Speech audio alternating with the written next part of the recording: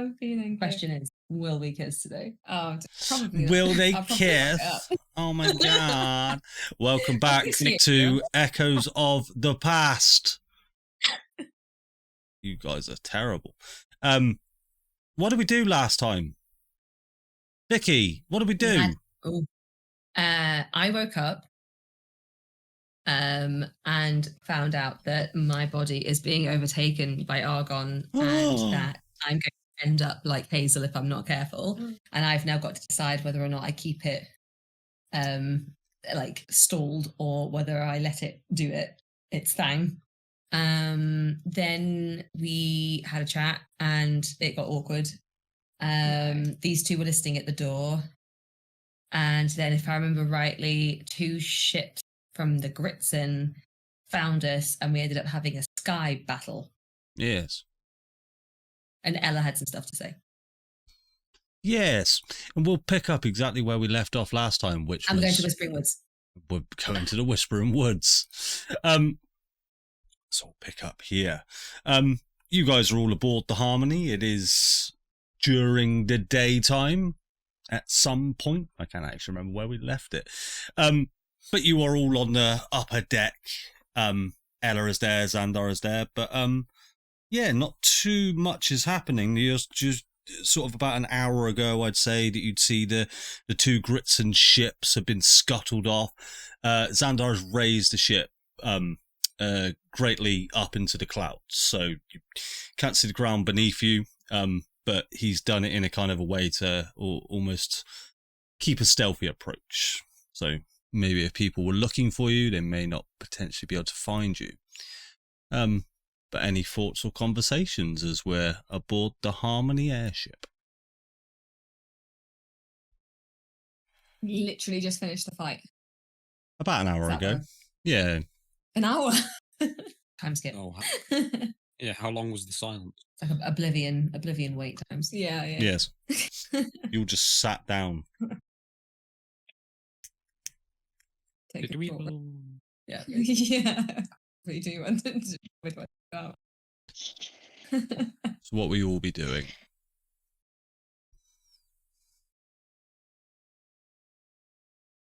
I mean, I'll happily have a conversation with Hugh about his home if no one else is going to do anything.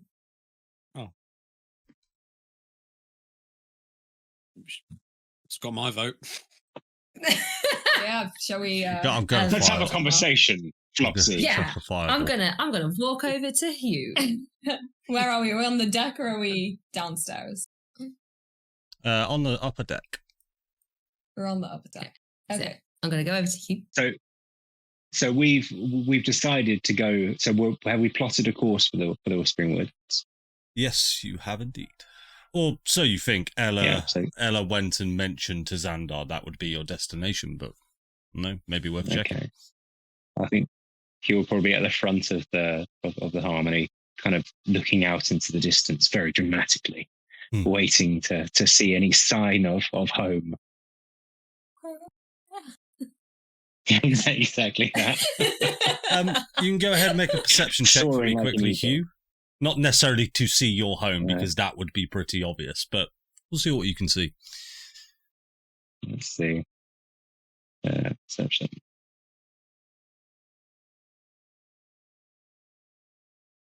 9. A 9. You see the Harmony. You see the Harmony. You don't see too much up in the canopy of clouds here. You see the horizon, very much the curvature of the earth. Just to make you all aware, Faerûn is round, or the earth is round. Definitely not flat. Or it could just be the fisheye lens that you're looking out of and stuff like that. But you don't see too much else more. You do smell this sort of burning wood or ash, sort of just a very faint breeze sort of pushes it in your direction. And just by being on the ship, and you're used to sort of being on airships now, you get the sense that you're going in an easterly direction, where Neverwinter will be off in a westerly direction. And you can almost smell it coming from the direction of Neverwinter. You get the sense that from where you were in Baldur's Gate and the speed at which the Harmony is travelling would likely take you a day or maybe 2 to get to the Whispering Woods. Okay.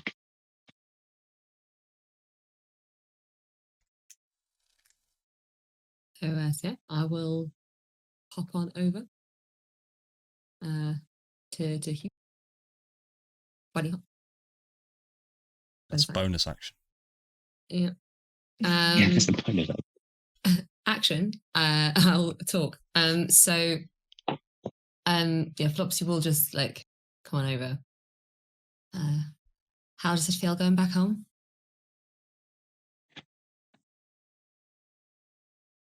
I'm not sure.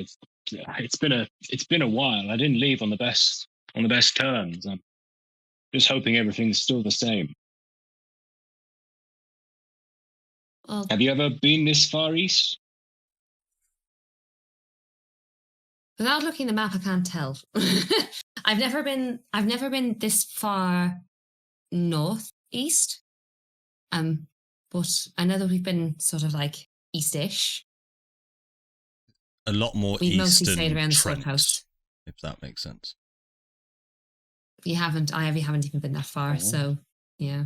No, I haven't been like this far out. What's it like? It's an interesting place. It's a bit different. You should be fine. I'll look back towards Julius in particular. I'll say, I do worry that Julius might struggle a little bit. It's not as civilized, shall we say, as like most of the towns that I've been to. But you and Lugus, you're a bit more close to your animalistic roots. You should be fine. It'll be fine. You can tell Hugh's a bit nervous. So I'm not. It sounds like very rural, like very in nature, kind of where you come from, and I'm very like urban. So what's life like in Whispering Woods? Right.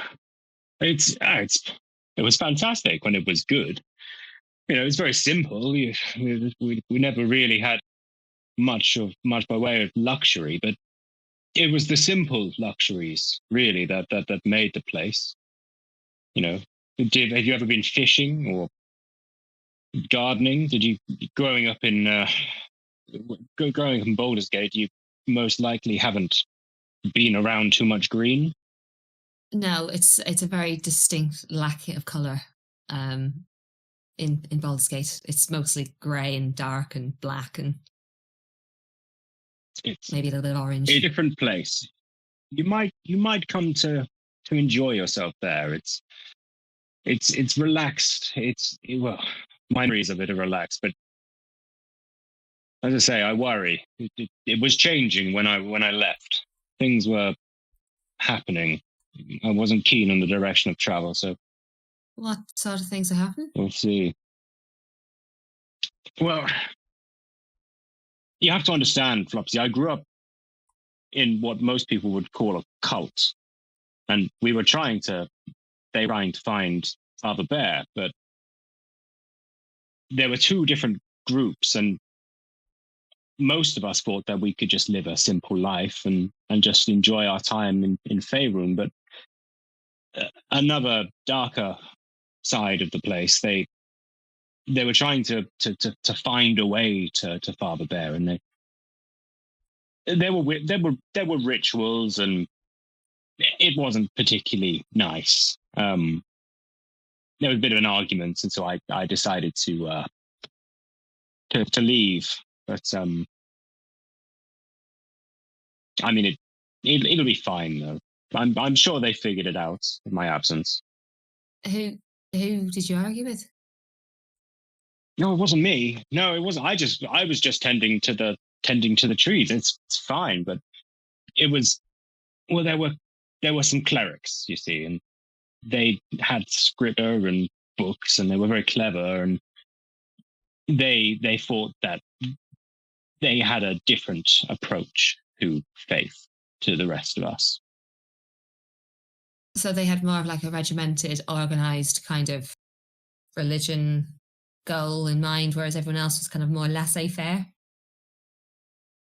Laissez-faire.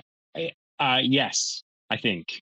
But it was, it was a simple place, and I think it was fine to be a simple place. I don't really see the need to look too deep into it. But the clerics were very dogmatic, if that's the right word. Zealotry. Sorry? Zealotry, like being zealots. Yes, exactly that. And, when they started killing the creatures of the forest, well, it's not my cup of tea, really. Wait, hang on a minute. So clerics of a nature god were killing the natural world around them? Fucking nuts. Why? Is this, sorry to interrupt, is this a two-way thing, or can other people join in? If you want to come over and have a chat. No, not join in the massacre. I'm just curious about this sort of, I don't know, state of conversation. So I suppose you'll come in as I'm sort of asking why nature people were killing the natural environment. I mean, I just want to explain that a bit. My confusion and shock, and then I was going to mention something about gods and that. Carry on, Hugh. I'm present now. As soon as bad things happened, Lugus just went, huh? Sorry, my danger sense went off. But why would they do that? I don't understand the circle of life and everything. I don't know. I don't understand. It made no sense to most of us, but they were a powerful kind of. We didn't have a government as such, but if we did, the day-to-day would be, the druids and most of the people who live there. But the clerics, they gave the commune meaning. They read the scriptures, and they said that there was a path to find Baldur, and all they needed was a ritual or two. And then as time went on, what started with, and I'll look sheepishly at the now present Lugus, what started with a squirrel or two eventually turned into, boar and elk and bear. It was ridiculous. It made no sense to all of us. And eventually the druids came and knocked on my door, and they said that they were going to try and rid the woods of the clerics, and they asked if I'd help, and that's when I decided to leave. You don't want to get involved. Oh, but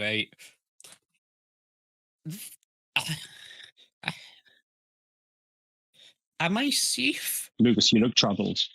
I mean, well, yeah, you started off that when you alluded to me with like squirrel murder, so I'm like, shall I beware? Shall I, conceal myself?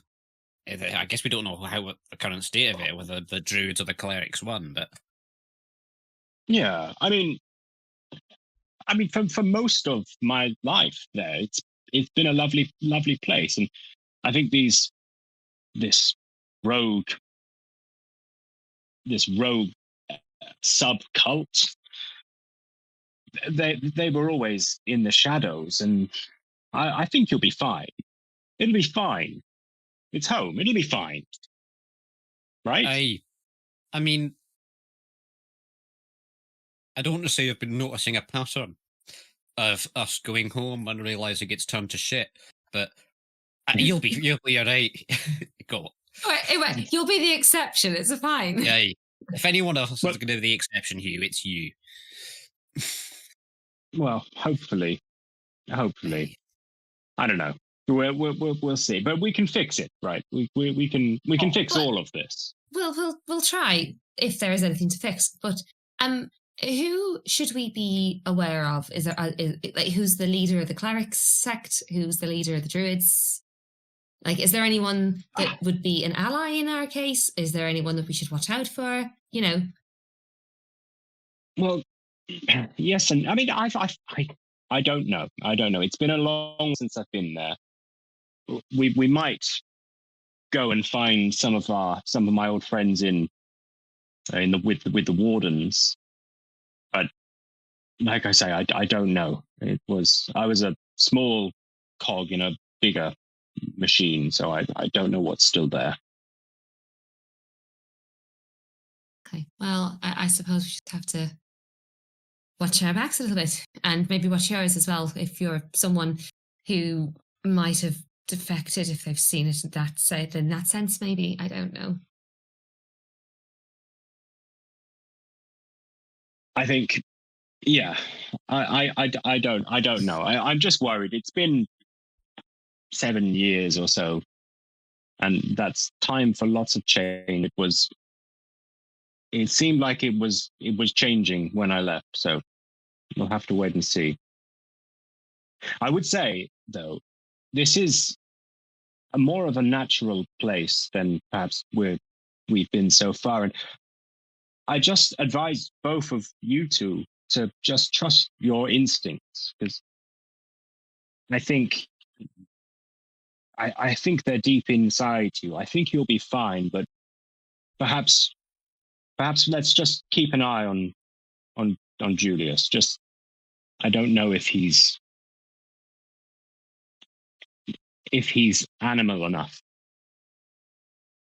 Oh, I am. As Julius swaggers over. Message. Right. Well, and Flopsy's just gonna, like, not knowing really what to say to kind of allay Hugh's worries. She's just gonna give him a big hug. Although she's gonna, like, be halfway down his torso at this point because he's quite tall. And she'll just look up.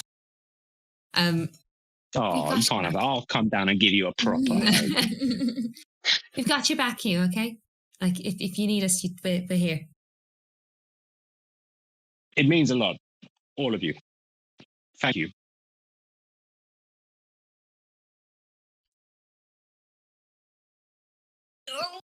Where is Julius? Wow, I can hear.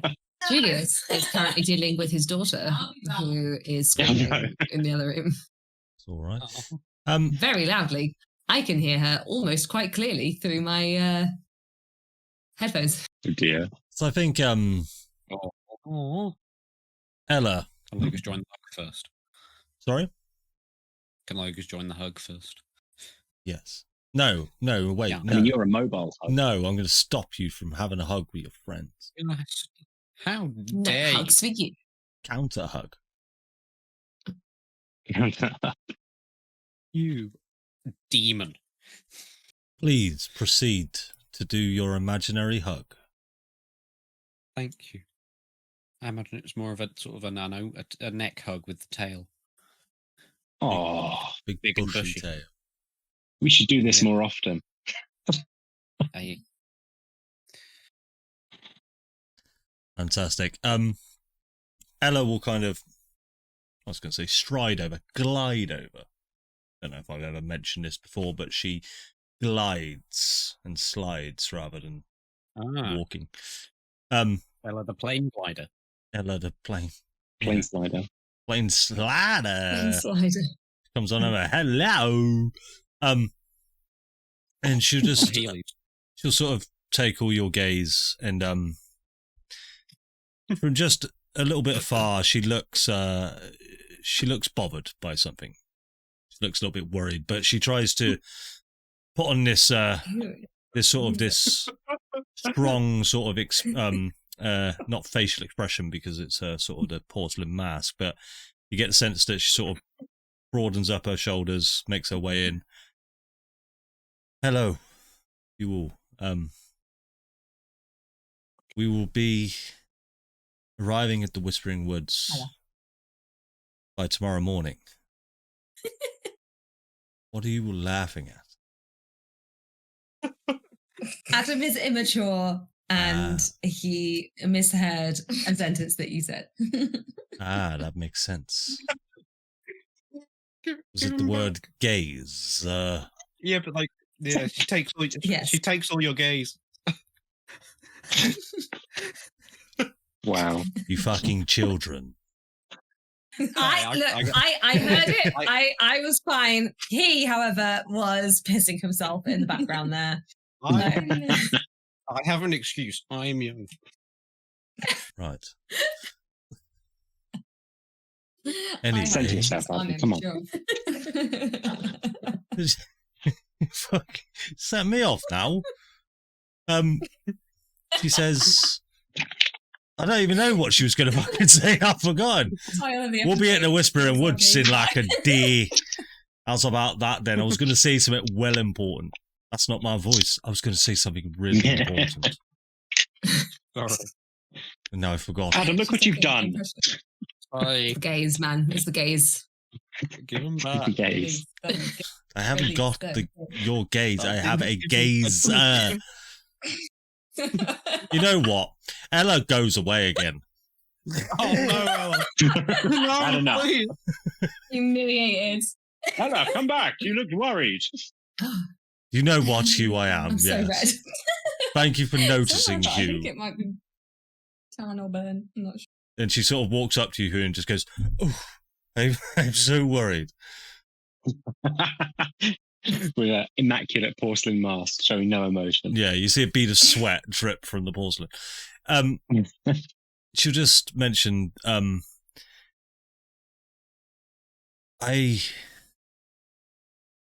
don't know how much you all know these days, and how much of it overlaps with my own knowledge, but are you aware of what's happening in Neverwinter?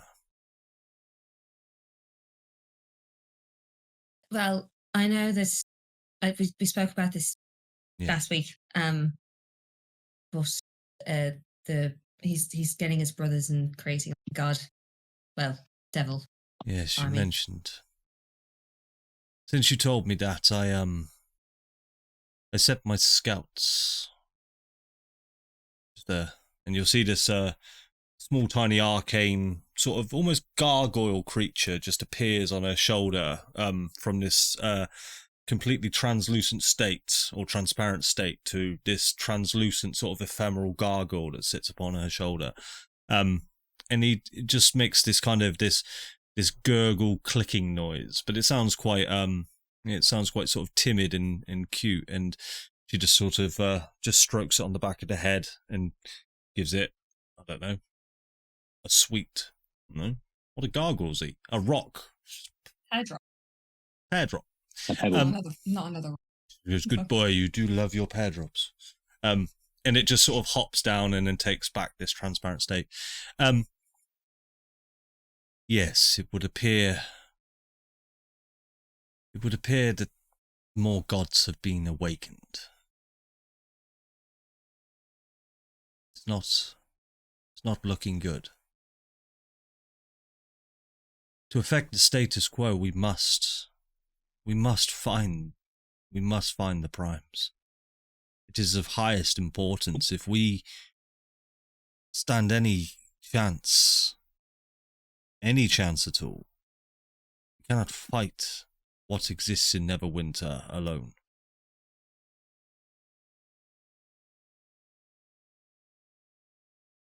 How many gods do they have?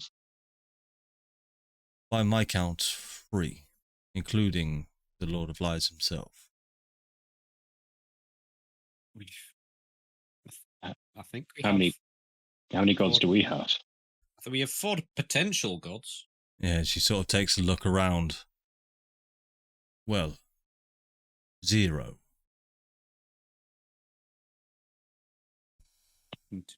Soon to be bigger. Guys, we've been ignoring the main quest. Oh yeah, hey. Completionist, I'm looking for the 100% run. Anyway. You see that she sort of, as she turns around, she sees Gob just sat there picking his nose on the side of the ship.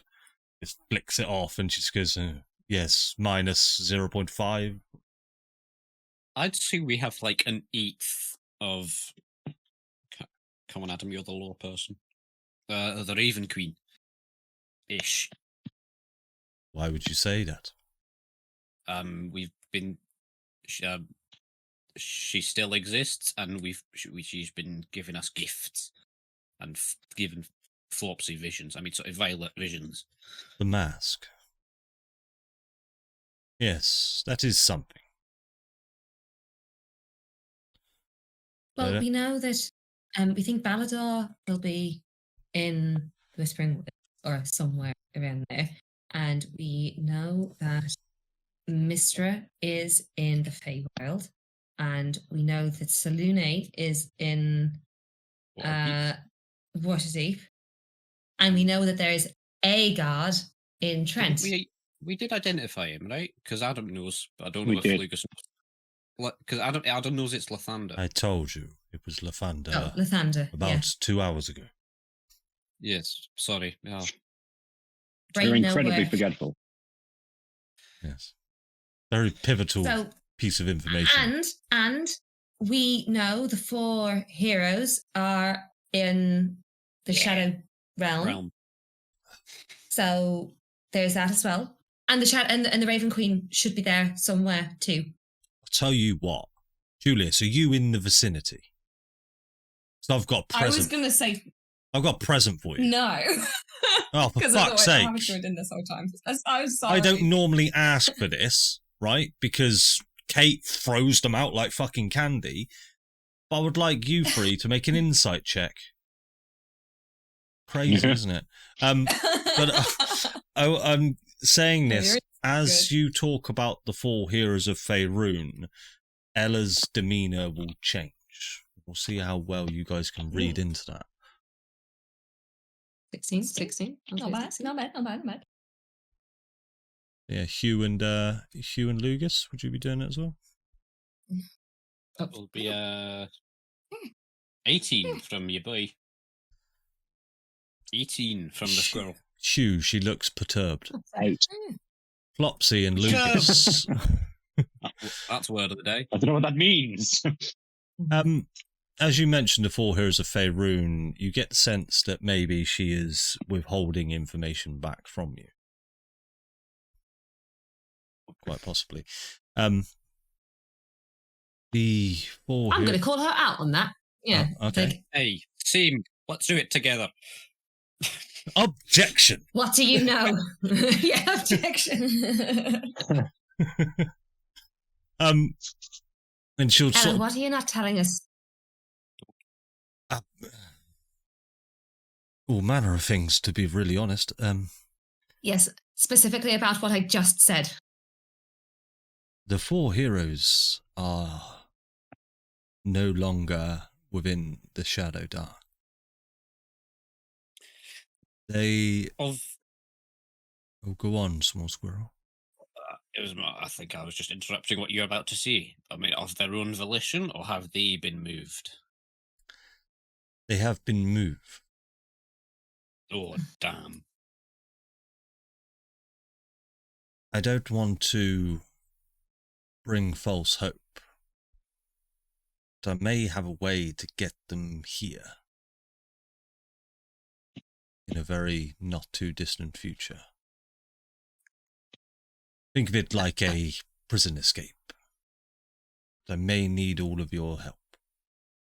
I'm a rogue. I could do prison breaks. But I can't ask you to do more than what we've already asked you to do.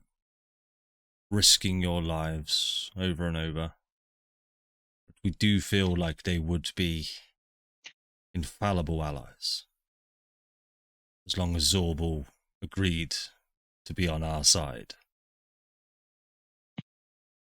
I think when I spoke to them, Zorbal and Biffer, they seemed... I think they'd be on our side just from pure sweet vengeance, if nothing else.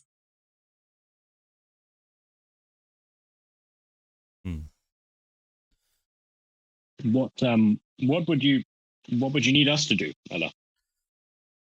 Nothing for now. Just sit tight, and I will have my my scouts will report back in a day or two. I know they're being moved, I just don't know where to. But if we've got any shot of freeing them, this is our best shot. Maybe potentially our only shot. They are powerful. You have to Hey. take it. Sorry? Let's do that. We have to. If there's a chance of getting any allies for this, then we should take it. It is a double-edged sword, though. If the 4 heroes of Faerûn surface again, Gattus will not take it lightly. Gattus will seek them out. Gattus will stop at nothing to destroy them as soon as possible. There's a reason he's had them hid away for so long. There's also a reason why he couldn't just kill them. But I don't know why yet.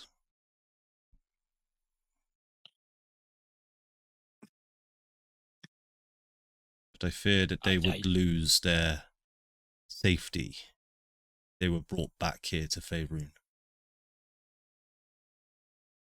I feel like that's up to them. If we go through the whatever it is to free them, and let them decide whether they want to keep rotting in a cell or take the fight to him.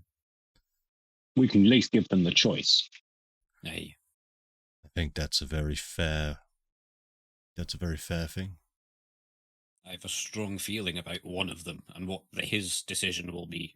It's almost like you'd read his own mind. Eat. Just realised if we do this, both me and Adam are going to be... Yeah! You'll hear a voice from the sky sort of just go, I've got a plan for that. Don't worry. No. I have to trust me, that one's a hard conundrum to figure out. You see the guy from the D&D fucking cartoon show up and summon Tiamat, and that's the DM. Because he's a dick. Fuck you, cartoon DM. You're mean. Julius, what are you up to at the moment? Unresolved. I think he would have like seen Flopsy go hopping over to Hugh and Lugus go hopping over to Hugh, and then was about to go over, and then still in the back of his mind he's got that fucking 29 intimidation check from Lugus. Lugus looked really pissed. Hugh hasn't looked at him in like the past day, so he's just gonna kind of let them have a chat, and I'm gonna slink downstairs to the bar area and see who's about. Oh, for fuck's sake. All right, yeah, I could reel them all off. I could reel them all off, but is there anyone in particular that you're looking for? You do see Bingle in the corner, covered in blood, and just trying to unmat the fur of this massive bugbear, and he's just going, I love the smell of it. Oh my god. Is he drinking, or is he like, next to him is a full tankard of you would know. I think you've ordered the strongest stuff on the Harmony, and it's that in just a massive tankard that he was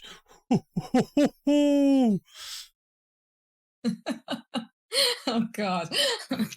You did this. I know, more guilt, god damn it. So I'm gonna kind of think about going over to him, and then he looks fucking crazy, so I'm gonna go over and try and find old Lucy as you attempt to walk on over while they're having this conversation, while they're all upset. Bingle catches your gaze, and you just see this bloodshot eyes just stare straight at you, and he just goes, ho, ho, ho, ho, ho, ho. And as you turn to just walk away from you, just oh, and then turns back and starts to this bear's got issues, dude. But yeah, he'll be okay. It'll be fine. But yeah, this is fine. Where would you like to head to? I'm gonna go see Lucy. You'll walk up to the Of bar course, isn't area. it? It's a very common place to find Lucy, but she doesn't appear to be there. But as you approach the bar area, make a perception check. Ugh. Character sheet. Where is it? Wow. Oh, you're gonna have my poo dice, sorry. Yeah. Oh, it's the poo die. It's the poo die strikes. 9. with a 9. Okay. You'll hear. So the bar area has this kind of these two wooden sort of door flaps that you go into, and behind is this sort of this very small kitchen, but it sort of heads round to the left, which you can't see anything, but you get the sense that somebody's behind there in the kitchen, and you can just hear a pan fall to the floor, a little bit of scuffling, but that's about it. Okay, but here's the question: is the bell there? The bell would be there, yes. Oh, ding! Just ringing it once. Okay. I just Very pleasant. I made the dog part. So as you well, I'll ring it. And then if she doesn't come straight away, I'll do it again. So, well, as you ding it once, you hear multiple pans and sort of one plate fall to the ground and just smash. You hear just a ah, but nobody comes.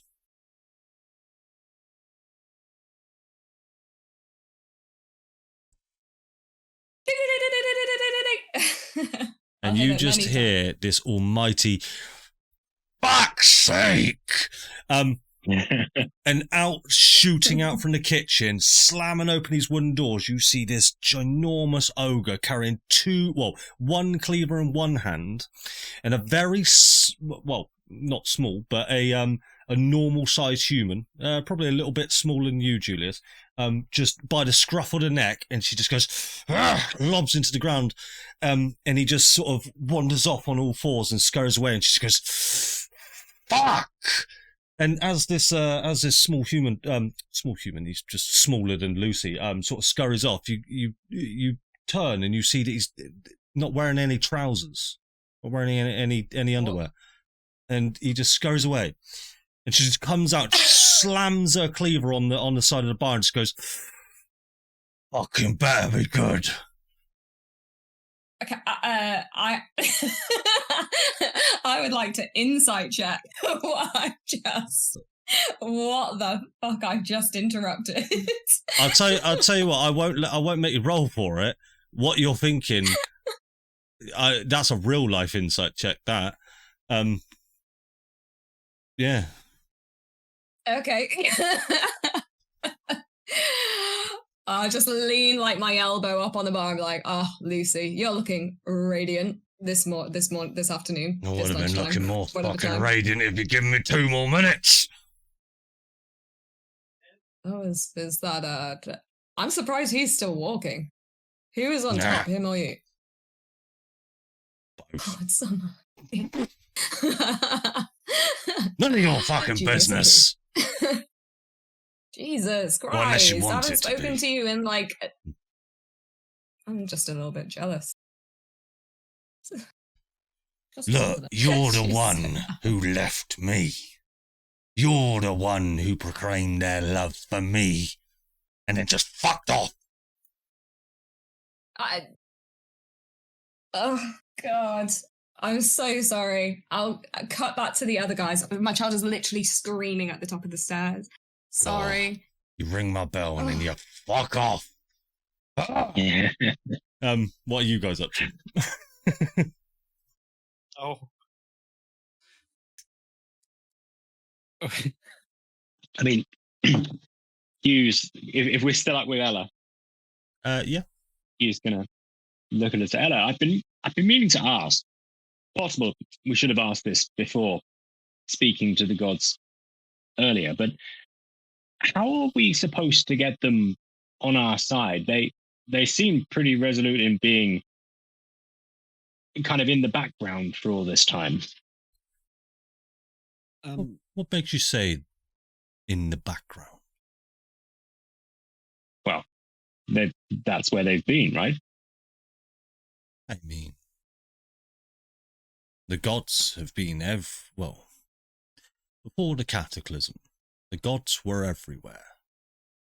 Yes, they may not have intervened in certain dire situations, but maybe that is just the nature of being human, having a life, having your own choices. If the gods intervened in every possible situation, we'd feel like puppets or pawns on a chessboard. That was never their intention for this world, their creation. Sorry. I feel like on some occasions, I feel like they should have done at least a little bit more, because that's how cults develop. There was a few cults of Tyr back before the Cataclysm, and they went flipping like extremes on good and evil for balance purposes, and it was a bit shit. And I feel like, maybe some a stern word could have maybe stopped that. Maybe some intervention should have.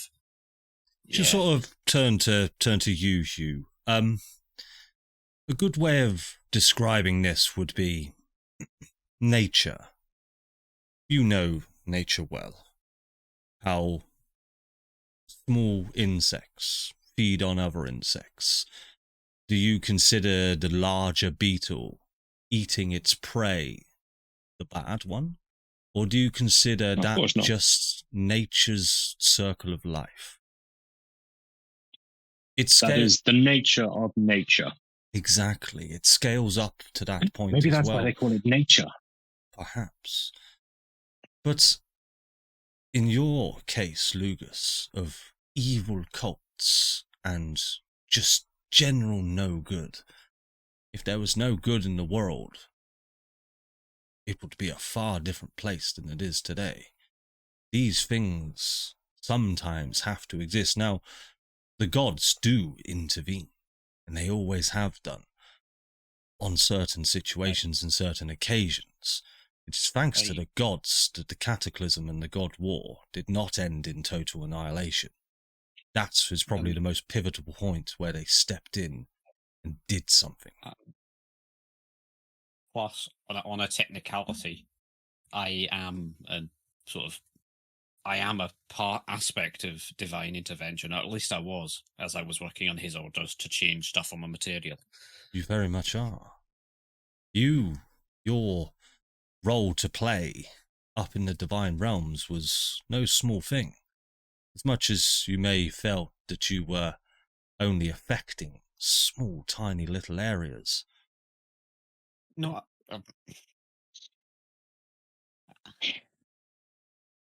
But so, I mean, the question remains: how are we going to get to help us now? Will we just ask and hope? Adam has a question, and I don't know if it's been explained to us in lore. Are the gods like the immortal gods currently conscious of their previous godhood? No. Or is this more of a okay? So, but I am aware of that. I suppose Ella will explain that part as well, just so we're all rehashed on it. No, we were aware of it because Micah didn't know that he was a god until he became... Yeah, because Micah. Yeah, okay. So Ella will sort of say, the gods now, since the God War, they've taken on these mortal forms. Now, this isn't to hide away, this is to strip themselves of power, to strip themselves being in a position where everything can be destroyed. You see, the fate of the world was on the tip of a knife's edge. One small sway could end the betrayers or end the primes. They didn't want to take that risk. The mortal forms that walk our land, or hopefully, in our case, have no idea of their godhood. They have no idea of how many mortal lives that they've lived, which, depending on the lives that they have done, will be hundreds, if not thousands of lives over and over, never knowing what they truly were.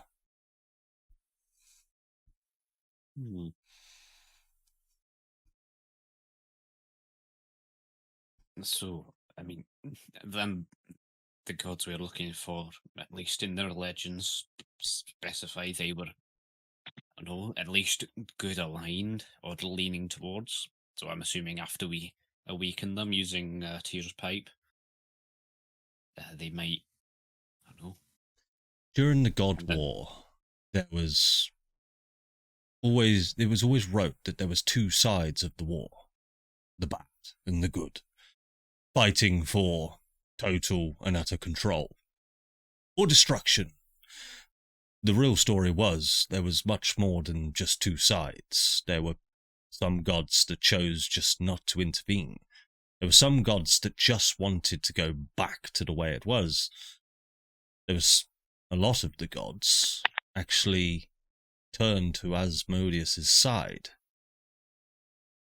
There were some gods on Asmodeus' side that turned towards Tyr's persuasion. Talos, for example, he used to be terrible. Talos being the prime example. You see what I did there? Prime example. Yes. But don't. Tish. She cast full Thaumaturgy and just. And the gargoyle just. Ran. Yeah. Well.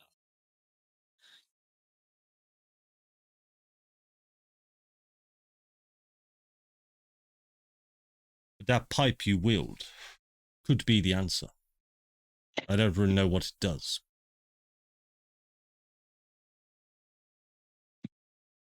Can I just blow on it now? What, you just... You're going to blow a pipe. You're going to blow it? Bubbles come out the top. I mean, yeah, is it not a bubble pipe? I imagine a bubble pipe. It looks like a bubble pipe. But when you blow on it, nothing appears to happen, no. What does it look like? I mean, actually, it's a good point. I mocked you, but is it like a musical instrument pipe, or is it the way, like a smoking pipe? The way it appears in my head... I will smoke. The way it appears in my head is, has anyone ever watched the film National Treasure? Yes. Fantastic film. A meerschaum pipe. A meerschaum pipe, exactly that. So that long stem, and instead of sort of, I believe in National Treasure, it was sort of a carving of the ship. I can't remember the ship's name. Something like that. I think the Charlotte. The Charlotte. That was what a great film. I love those films. Yeah. So instead of sort of that carving of that, it's more a carving of Tyr himself and various other figures, sort of around, I'd say a campfire, but more like a large bonfire. And you can see that there are depictions of characters, with Tyr being sort of the central one. As you look around it, you can make out. Well, I suppose Lugus, make a religion check for me. Okay, I will. What? Okay, passive. Okay, sorry, my dad's there. Religion check.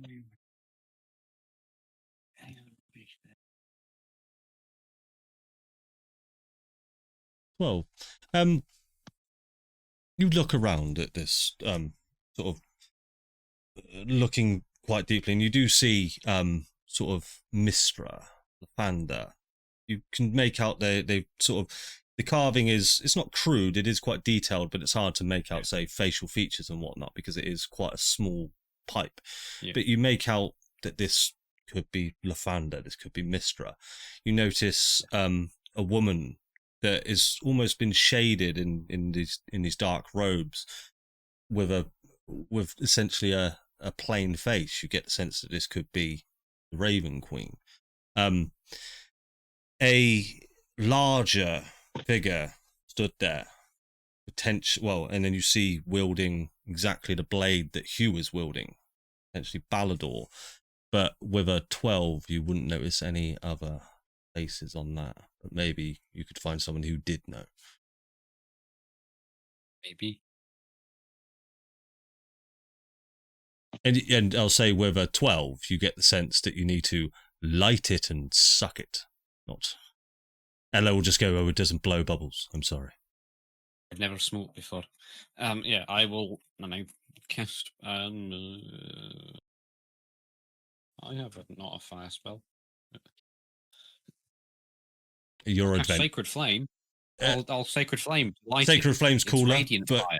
just calling it out. You guys are adventurers. You'll have flint and steel and... I'm using sacred. I knew I had a spell that I used before.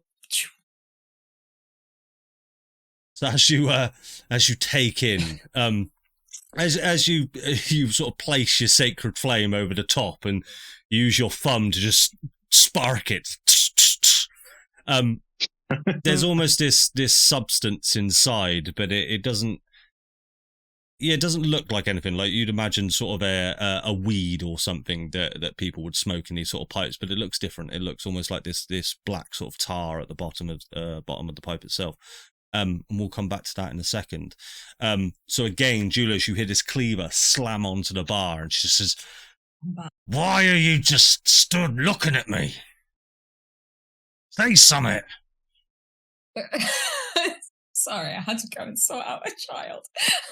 You've just stood there, AFK. I think it's canon that he just stood there staring at her for like 15 minutes, however long that was. Lucy. Yeah, oh, sorry. Don't know where I went then. A second.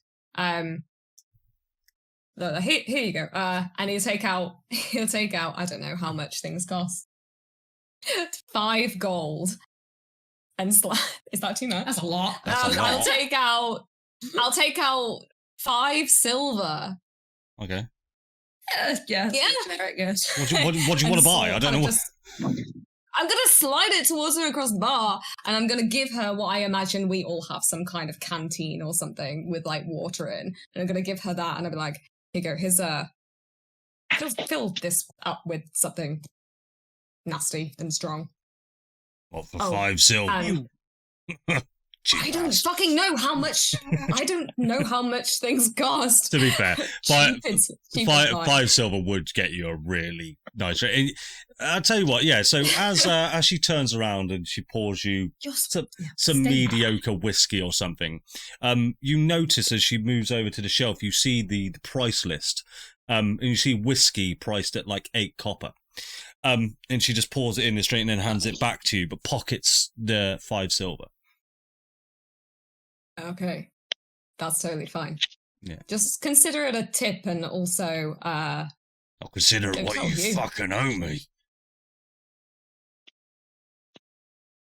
I already feel like, have we had a fight? Well, you left. Not by. When did we last? Let me just put this in perspective for you. When you walked past her and ignored her when she said, "Oh, hi." Oh, yeah, I remember now. Not just that. My home, my livelihood, my business, up in flames. Albeit, you helped. You helped. I'm still alive because of you. But I'm on this ship, cutting meat every day, serving these idiots. She points over to Bingle. I don't know what the fuck's got into him. He's thinking, that is some fucked up shit. And I've seen fucked up shit. Even I'm a bit scared these days. I'm just praying he doesn't ask for his job back. Anyway, we have no idea where we're going. Then all of a sudden you guys show up. And you, somehow the captain says, and that strange lady with the weird mask on her face says that you guys are the savior of the world or some bullshit. But then you just fucking hightail and run. And we're sailing around the skies trying to find you, being all panicked. I'm making food. I'm making sure everyone's fed. And then all of a sudden you fall from the sky. And then what? You get held captive in Baldur's Gate. And then suddenly you're fine again. I don't know what I have to do with any of this shit. I'm just a cook. Your problem. Kindred spirit. It just kind of look at her for a second. Were you worried about me, Lucy? More worried about that squirrel. And she'll point up to a large shelf right at the top. and it's the same shelf. Like, I know you're not there, Lugus, but it's the same shelf that you were there in session 1, and you see that her and Bingle have had a chat, and she's replenished the pickled eggs for you. Oh. There you go. There's a whole jar of pickled eggs, and it does have a little label on it that says reserved. So, yeah. So good. I wanna. If Julius wants to, just kind of look at her for another minute, and I'm gonna lean across the bar, and I'm gonna give her a big mwah, not like an intimate kiss, like a big mwah on her forehead, I guess. Her beautiful ovary forehead. As you lean in, well, as you swiftly. Don't punch me. Don't punch me. Let's see what happens. Oh, he's gonna. All right. He's gonna You take her by surprise. And these cold, dead, sausage-like lips just sort of engage back with you, but hesitantly, and then she just goes, "Ah! No, this can't happen." No, it was a friend. It was a friendly kiss. Oh. It was a friendly kiss. Yeah, I knew that. She scurries away. You've caused more damage than what you intended, it might believe. For God's sake. I can't do anything right. Cool. That's really cool. I'm gonna take my go on. No, I was gonna say, just as you you're like, what the hell's gone in? You see the guy with no trousers on all fours scurries back into the kitchen. Oh, finish start.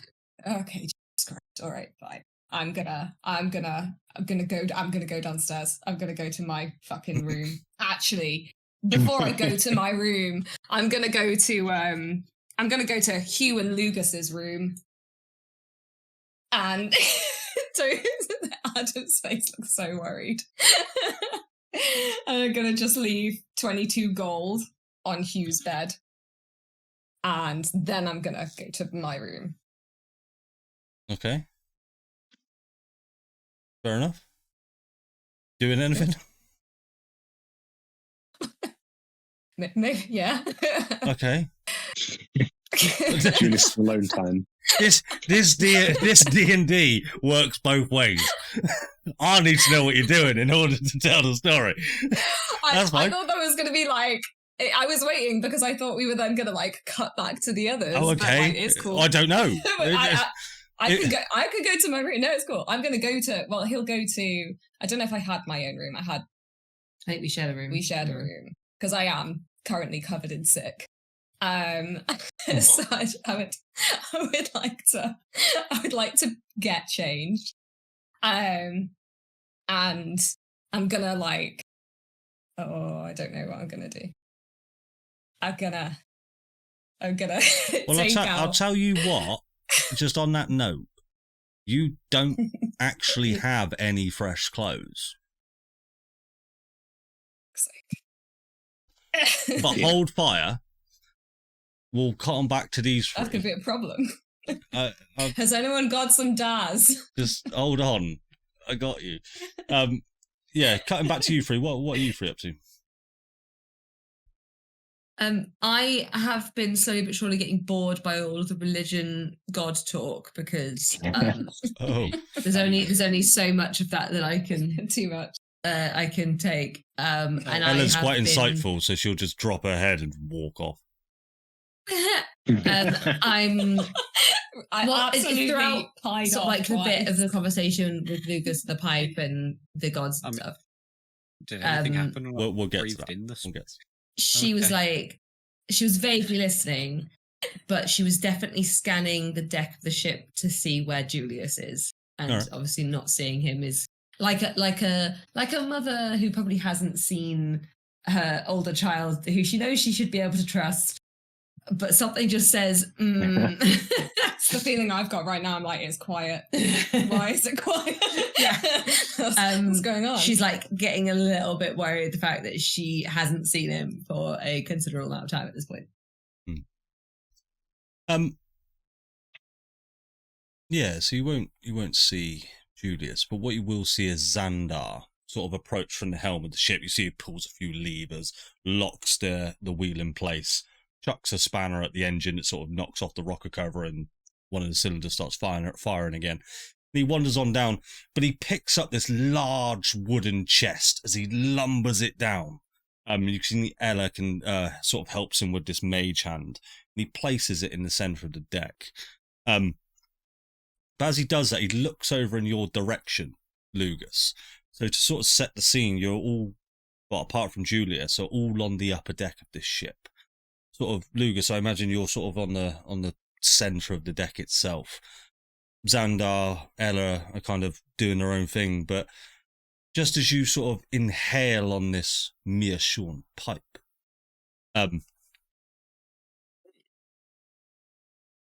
you inhale a large lungful of what is harsh to your neck at first, but then soothing on the way down into your lungs.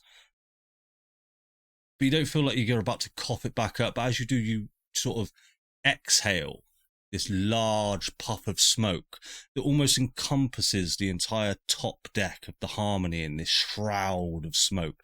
You can still see each other, but you're all sort of partially kind of obscured by this almost misty smoke. And the smoke starts to turn this reddish hue. And what a H-U-E. And what appears in front of you, and you will all see it, and Ella and Xandar will look in your direction, Lugus. You will see, and I'd like you to describe it for me. You will see Gallant, however, you can tell me how you would like. Yeah, Gallant. So could you describe Gallant for us? That's the guy that like murdered. Is this like present Gallant or Gallant when Lugus last saw him? This would be when Lugus last saw him. Okay, he's a very sort of like very dishevelled young adult noble. He's wearing very sort of like rich and expensive clothing, but he's got massive dark sort of rings under his eyes. Looks a bit gaunt, he's got been bruised from like a recent fight he's been in. He's got like a sash over here with like a noble patch of his family. I've forgotten his last name, even though I made up. Dragomir, that's it. He's got a cool like etched in dragon pattern. He's got beautiful hair. I know, blonde, blue eyes. Cool. Long blue eyes. Stunning. Looks like he's got looks beautiful. If he didn't look like he'd just been, rolled down a very hill full of people punching him. Cool. It's like a punk Jaime Lannister. Yeah, punk Jaime Lannister. And you see just these forms in this red hueish smoke sort of take form, and they almost look. It almost takes this opaque nature. They don't. You don't see sort of the tones of the skin or anything like that, but you see the general figure sort of wisping through the smoke and moving. And then a smaller figure right next to Gallant sort of emerges as well. It's you, Lugus. And would you like to regale us of a tale of yourself and Gallant? Okay. Oh, I wasn't ready for an improv story. Okay. I mean, it's sort of, it's. I mean, I'm not sure if I'll get all the words, but it's just are there words? Are like, can people hear it, or is it just like a misty vision? I'll say the words you can hear are more. They're sort of ephemeral, sort of whispers. But you can make out. Yeah, you can make out words. So yeah. This is okay. This is from a dream Gallant had, so that's the sole way Lugus communicated with him. He was sent down in dreams on Tyr's orders. Gallant is, I don't know, it's like a therapy session where Lugus is both the ghost of Christmas past, present, and future. Sort of trying to, and Gallant is, I guess, he's at a moment in his life and he's sort of just struggling with keeping his faith. He hates all these, rituals. He doesn't have the personality. He's not his father. His opinion of his father has really gotten through for him, and Lugus is just trying his damnedest to, I don't know, reaffirm Tyr's teachings in Galland, and just he's fighting a losing battle. And this is from like later on in his teachings. It's just Near the end, is it? yeah, this is from near the end, I'd say. Cool. Galland is like especially sketchy. Maybe he's like trying to hide, I don't know, his body for some reason. Pulled his sleeves down. And the yeah, so you'll sort of see this sort of picturesque, miniature, cinematic smoke vision come to an end as the smoke subsides and drifts off the side of the ship. And you can see it just blows out into the wind and into the clouds. And that's what you see when you use the pipe, Lugus Brushtail. Lovely. Oh. Well, I'd look around to see if other people have noticed. Everybody, well, Ella and Xandar are definitely looking in your direction. Don't be self-conscious now. Hello. Oh, that.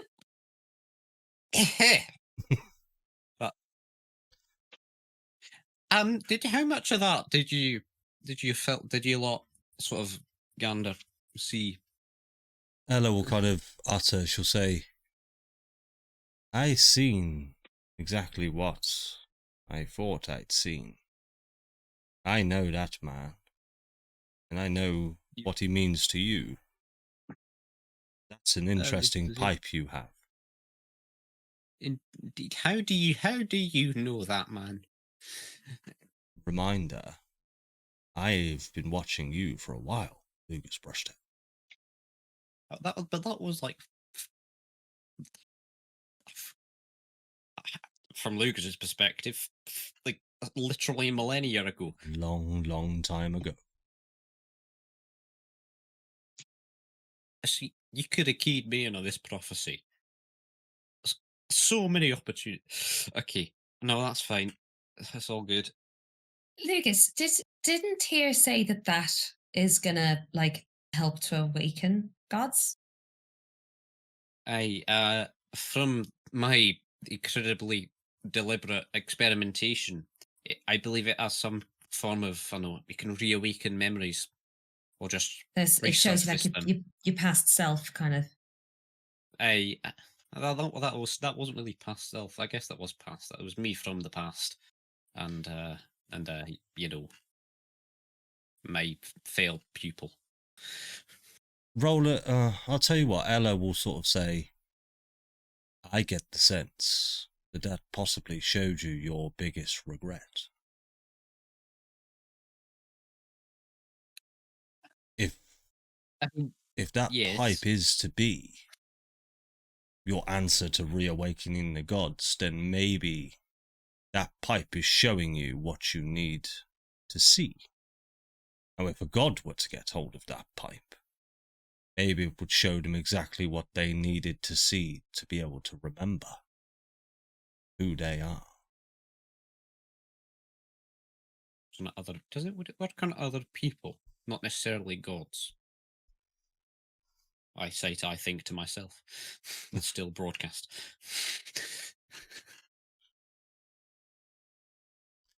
I guess that would have to be targeting, really.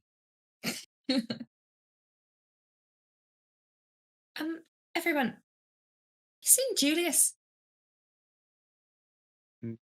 I think he went downstairs. I think I saw him slink off.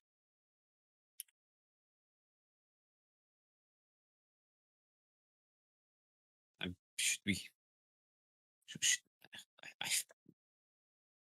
Not that I don't. Should we probably go after him?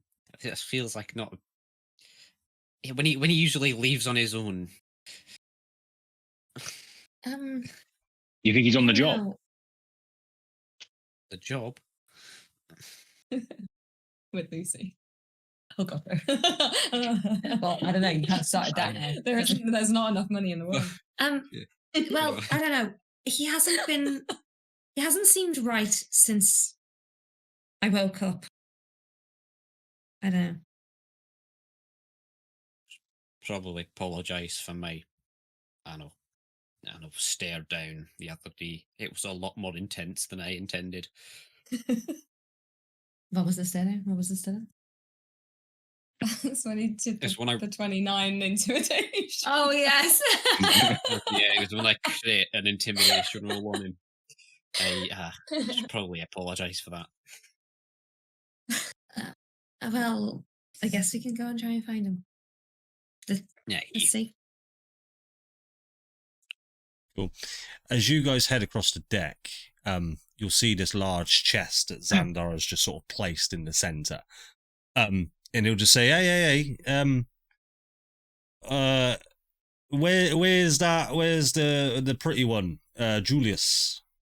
We're just trying to find him. All right. This is for you. This For game, us? yeah, this game for you. Hey. What is Him? it? Hey, Is it a puppy? it's been here for a little while. Before you fell out of the sky. It has, I don't know what's in it, and he sort of picks it up. It's very, very heavy, and he sort of wobbles it a bit, and you can hear all sort of metal and stuff chinging about in there. I don't know what's in it. I don't want to open it. I guess that's kind of my specialty. I mean, I think we should just take it to our rooms first. Maybe. No. If it's booby trapped, then it's best to be in the open, Oh. not in an enclosed space. I did not think of bombs. So, yeah, you can have a little look around it if you want, Flopsy. Yes. Traps? Yeah. I'm glad Question mark. So, glad you grew up paranoid enough to want to avoid bombs in 15 parcels. roll an investigation check for me.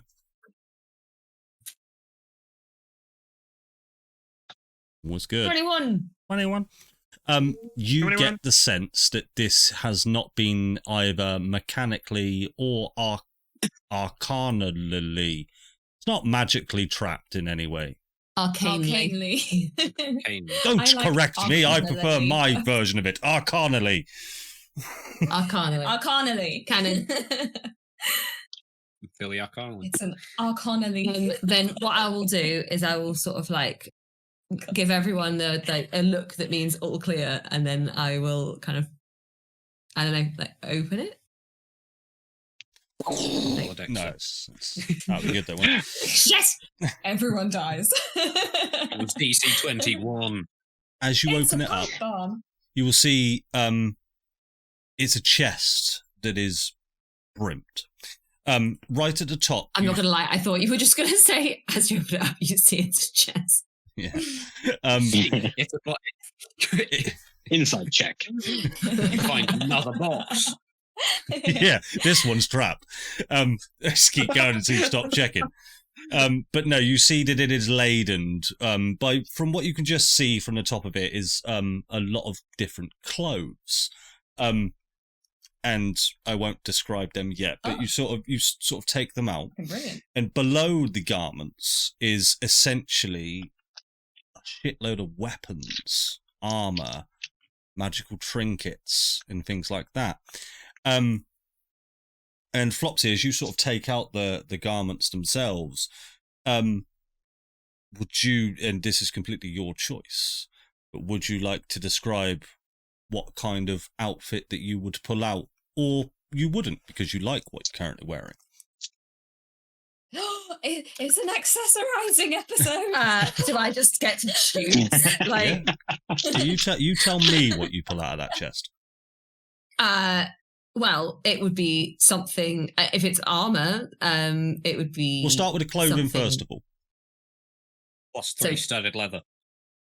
Because the weapons and armor, I have to somewhat balance it. Oh, clothes. Yeah. Right. Okay. Oh God, what would she wear? I don't know. I've only ever seen her in her leather armor. She can have a glow up. Yeah, I was just thinking that, but like, I don't. Let me have a think Okay. on that one. I'll tell you what. That's what we'll do. We will we'll take a break there because we're coming up to break time anyway. have a think. You don't know what I'm like on character creation screens. This is the worst. Have a think I what you take want, and we'll be back Me- in just a second. Bye-bye. Cool. Welcome back, guys. Hey, Flopsy. Well, I suppose before you do, you do notice as you sort of remove the garments, you do see a note on top of the chest, and it will say, written in this very fine calligraphy with an inkwell pen. It will say, "You decide the future now. Thank you for being who you are." And it is signed Ephraim Stoll. Wait, Ephraim Stoll is such a sugar daddy. he It just is. turns And up also- and gets all this stuff. the most like he's just fucked off now. He's left us. He's not going to help us anymore. Okay, so I'll read the note and I'll say, it's from Ephraim.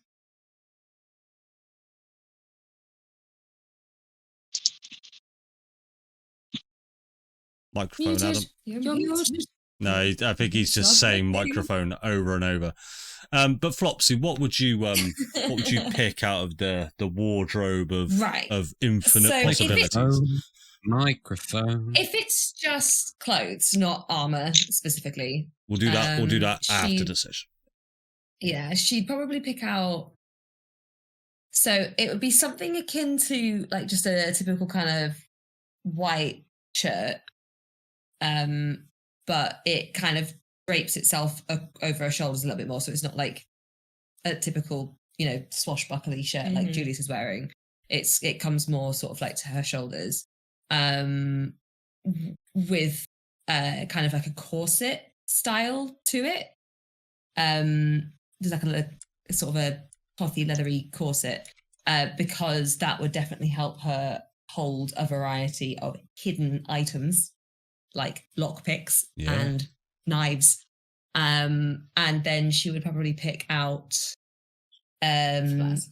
some loose-fitting, dark kind of trousers, and with a perhaps something sash-like that kind of hangs off of her hips a little bit.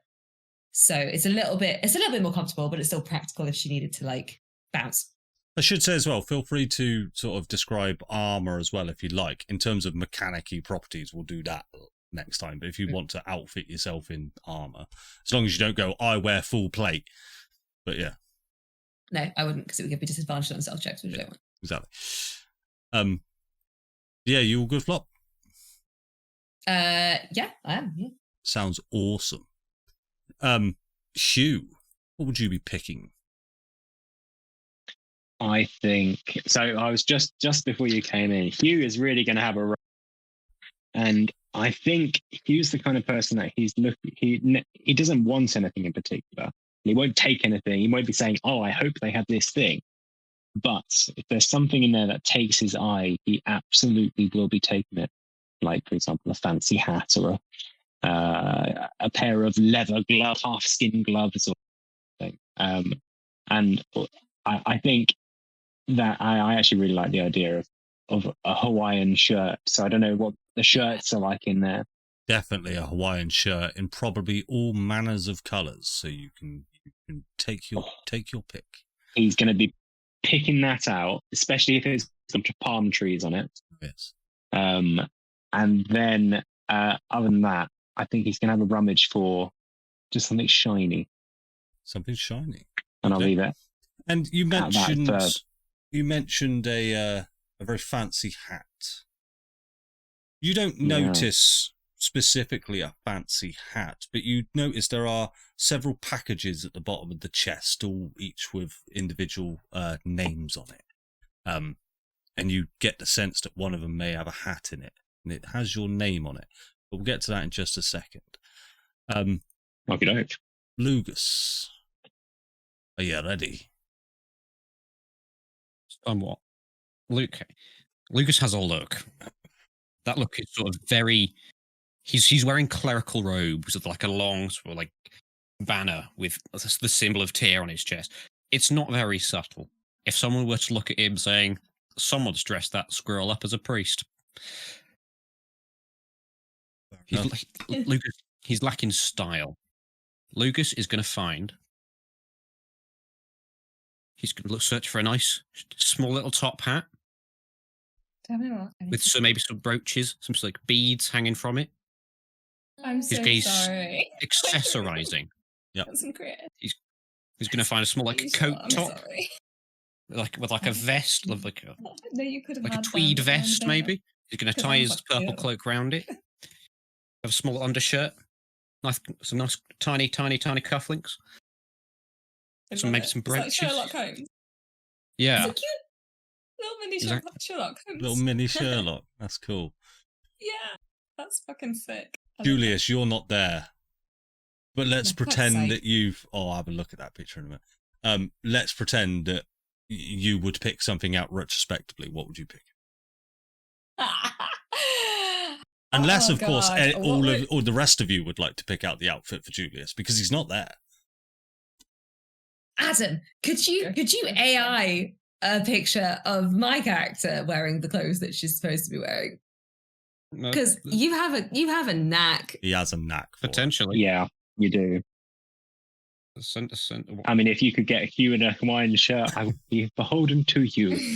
Midjourney doesn't really like editing foreign images, so it might look a bit scuffed, or I can maybe make something that looks a lot like Hugh wearing it. But I'll just send me images, and then I'll try my best. I'll tell you what, Fantastic. we'll go through the images, we'll take the descriptions, stuff like that, and I'll help Adam work on it. He's better than me at it, but we'll do all the magic. Yeah. But yeah, Julius, would you like to pick out something yourself, or would you like to let your Chaos friends pick it for you? I mean, we are going to bring it probably to you at some point. I mean, I'm totally down for them turning up with some flair, some cowboy boots. Yeah, there's certainly some flares and cowboy boots. Yeah.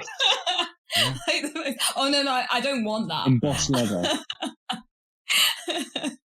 No, I don't want I mean, you put it out there now, Kate. Shit. It exists now. No, yeah, he would probably, I mean, I wouldn't be mad if you guys picked something out for him, but he's pretty tame in terms of the fashion department. He's not too extravagant. Nice shirt, nice trousers. Flopsy would just probably pick out something that she thinks you would look good in. Yeah, which is anything. So there you go. I think Hugh, if there is a sturdy leather belt, something capable of holding multiple sword scabbards, then Hugh will pick that out. Most certainly. Most sturdiest of sturdy, the leveriest of most leathery belts you've ever seen. I've seen him struggling with all those swords. That's true. I've got 10. I think I saw him put one in one of the It's so bad. Yeah, and you don't have a scabbard; they're just loose in your bag. No, I like to imagine that any fight we run into, I'm carrying them all into my arm. Fantastic. Great. But like I mentioned before, Hugh, we'll finalise all the descriptions and stuff, because what we'll do is I'll get you all to write it down, and we'll make some lovely AI art, and we can go through it next time. It'll be absolutely lovely, because then we can do the magic items as well.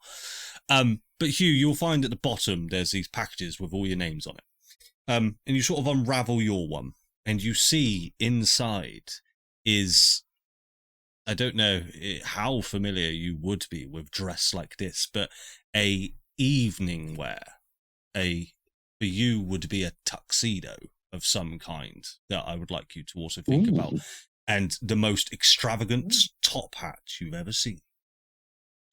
It is tall, it is grandiose, and a cane. Fantastic. Hugh has no idea the difference between evening wear and day wear, and these items will be mixed up. Okay, yeah, you're more than welcome. He will be in dress shoes.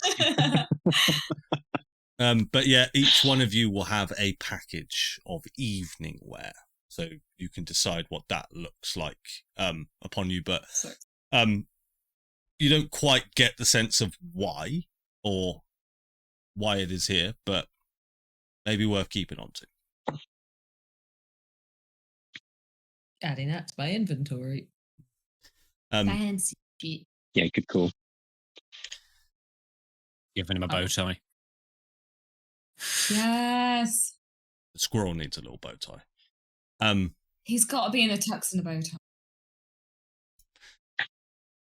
So you'll hear Xandar just sort of say, "Hey, well, Whispering Woods, like I mentioned, will be there in the morning.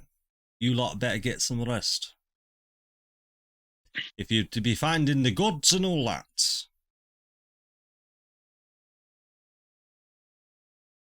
Hey, I mean, what time was it? I swear, it was like early morning, like half a second ago. Midday. Yeah, we're sort of we're on travel time. Don't worry, we can do a little skip ahead if when you're all ready.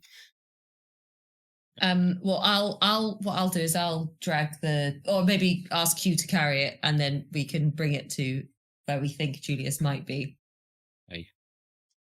Oh. Yeah, you will definitely oblige. Venture down, adjusting my tiny bow tie. I guess I'll go to the bar first because that's like the first place I would go. As you lot enter I might as well take it. As you lot enter in, you'll see Bingle as described. You hear some commotion coming from the kitchen. You see Gob has made his way down here and is just licking, eating like some dessert from the floor. I was like, I'm not gonna lie, I thought it was gonna be something disgusting, and then you changed it, and I was like, oh, okay, it won't be, and then you changed it again, and I was like, okay. It's Gob. That was a roller coaster. And you'll see quite a few people in the corner with this small bag, and they'll sort of dip their finger in and just snort some, and you get the sense that it's Rinstone, because it's you get the sense that Rinstone is quite frequently used as a recreational drug. I'm not even getting involved in that. Right? Can I see Julius anywhere? You don't see him. The only other place he could be would be the rooms. Room, yeah. So I would then head to the room with Hugh and I'm presuming Lugus in. Yeah. So you make your way up and Absolutely. Well, you tell me if you guys would open the door straight away or whether you'd politely knock. It's up to you. Depends what Julius is doing. I'd just walk in. Violet's door. So as the door bursts open, Julius, what were you doing in the room? Rewind. Gods. Fashion. I don't know. Well, there was many Lugus and the dude and the pipe. As I would have Julius, would have come down to the room. The vomit-covered room. It's really nice in there. Looked in his bag, realised he's got no fucking clothes. Just like, his day's getting worse and worse. So I think he'll just take his shirt off and just like leave it at that. And he's going to kind of look around. And I don't know what's in the room. If there's a chair in the room, there's always a cuck chair. There's a cuck chair. So what I'm going to do is I'm going to take the cuck chair and I'm going to like shut the door and I'm going to wedge the cuck chair. So it's like underneath the handle of the door. So like blocking it. And then he's gonna kind of go over, like the fake smile is gone. I should probably say the moment he walked away from Lucy, the smile went. And he's gonna like take out the whatever fucking skin it was. The like, what do you call it? Canteen? Canteen. Skin. Skin. I was thinking. What have you been doing? Water skin. I drink from human skin. I don't know. Yeah. Sorry, got dark quickly. Take out the canteen, not the human skin. And some kind of and I'm gonna, this is very serious. I'm sorry. And I'll find like if there's a glass or a goblet or a tankard of like something I would have given Flopsy in the night. I go like fucking just throw that shit on the floor, pop it down on a desk, take out my packet of Rinstone that I nicked from you. And gonna like he's got like shaky hands as well, like withdrawal's hitting pretty hard about now, I would say. It's been a few days. He's gonna like empty the packet in, and he's gonna take out maybe not all of it, maybe like a pinch, like not loads. And then he's gonna take one of his like daggers, and with like the hilt of his dagger, he's gonna like, don't do drug, kids. But don't do drugs. Yeah. Can we not describe the process in order? He's going to crush the rinstone, pour some of the nasty alcohol into the cup, and then stare at it. I guess. Take out a £5 note. I don't know whether he's going to take it or not. Take out a credit card. It's not funny. It's very sad. It's really. And I'll tell you what. Before I do anything.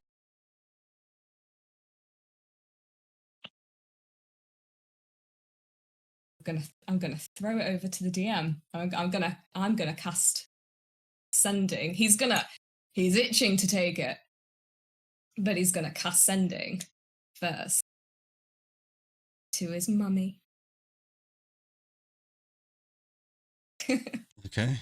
With a 50-50 anticipation of what he's gonna get. And he will say, oh no, don't. I'm really bad at it. He'll say, hey, I just wanted to check in, how you're all doing. Wanted to hear your voice. And that's A reply will come back. Thanks for checking in. Not looking good here. We're homeless.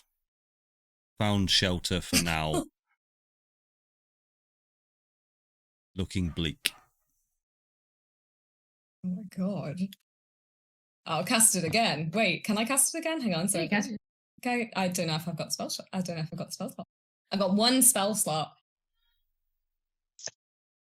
He'll cast back and be like, fuck do you mean you're homeless? What happened to all the money, Mum?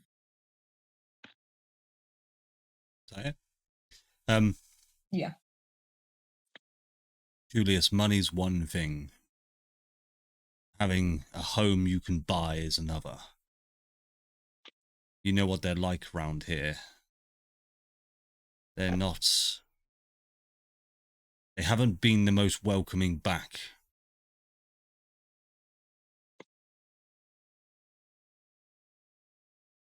Can't count any more times. Oh man. So with that, yeah. I'm gonna drink the rinstone. I'm gonna drink the rinstone. Make a Constitution save. I'm gonna die. Oh god. You're a fucking moron. As a reminder, you currently have 1 level of exhaustion. I know. No.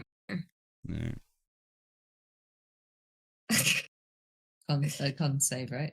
Sorry. Is that a disadvantage? Not per saves, just ability checks, right? There you go. Yeah. Oh, it's good. It's good. 19. Okay. Your whole body just starts to go into overdrive. Your brain starts to ignite, just thoughts everywhere, whether they're good, whether they're bad. It's just your whole body has been accelerated. You get the sense that if you were in a fight right now, you could deal +2 to hit and +2 damage and move really, really fast. You're essentially a dog with zoomies. Do with that what you will. And as you lot approach the room where Julius is, Flopsy, you tried the door, but the door is barred, but you hear just a dog just pitter-pattering around inside, just climbing the walls. Julius? Stops for a minute. Then Jay, I can hear you, you dick. I don't know. Like, well, is it good? Is it bad? Like, does it feel good? Feels Or does it fucking feel sick, terrible? yeah. Feels sick. Oh God. Julius, open the door. What have you done? And I'm going to like keep sort of pushing against it. You can roll me a strength check. Athletics check.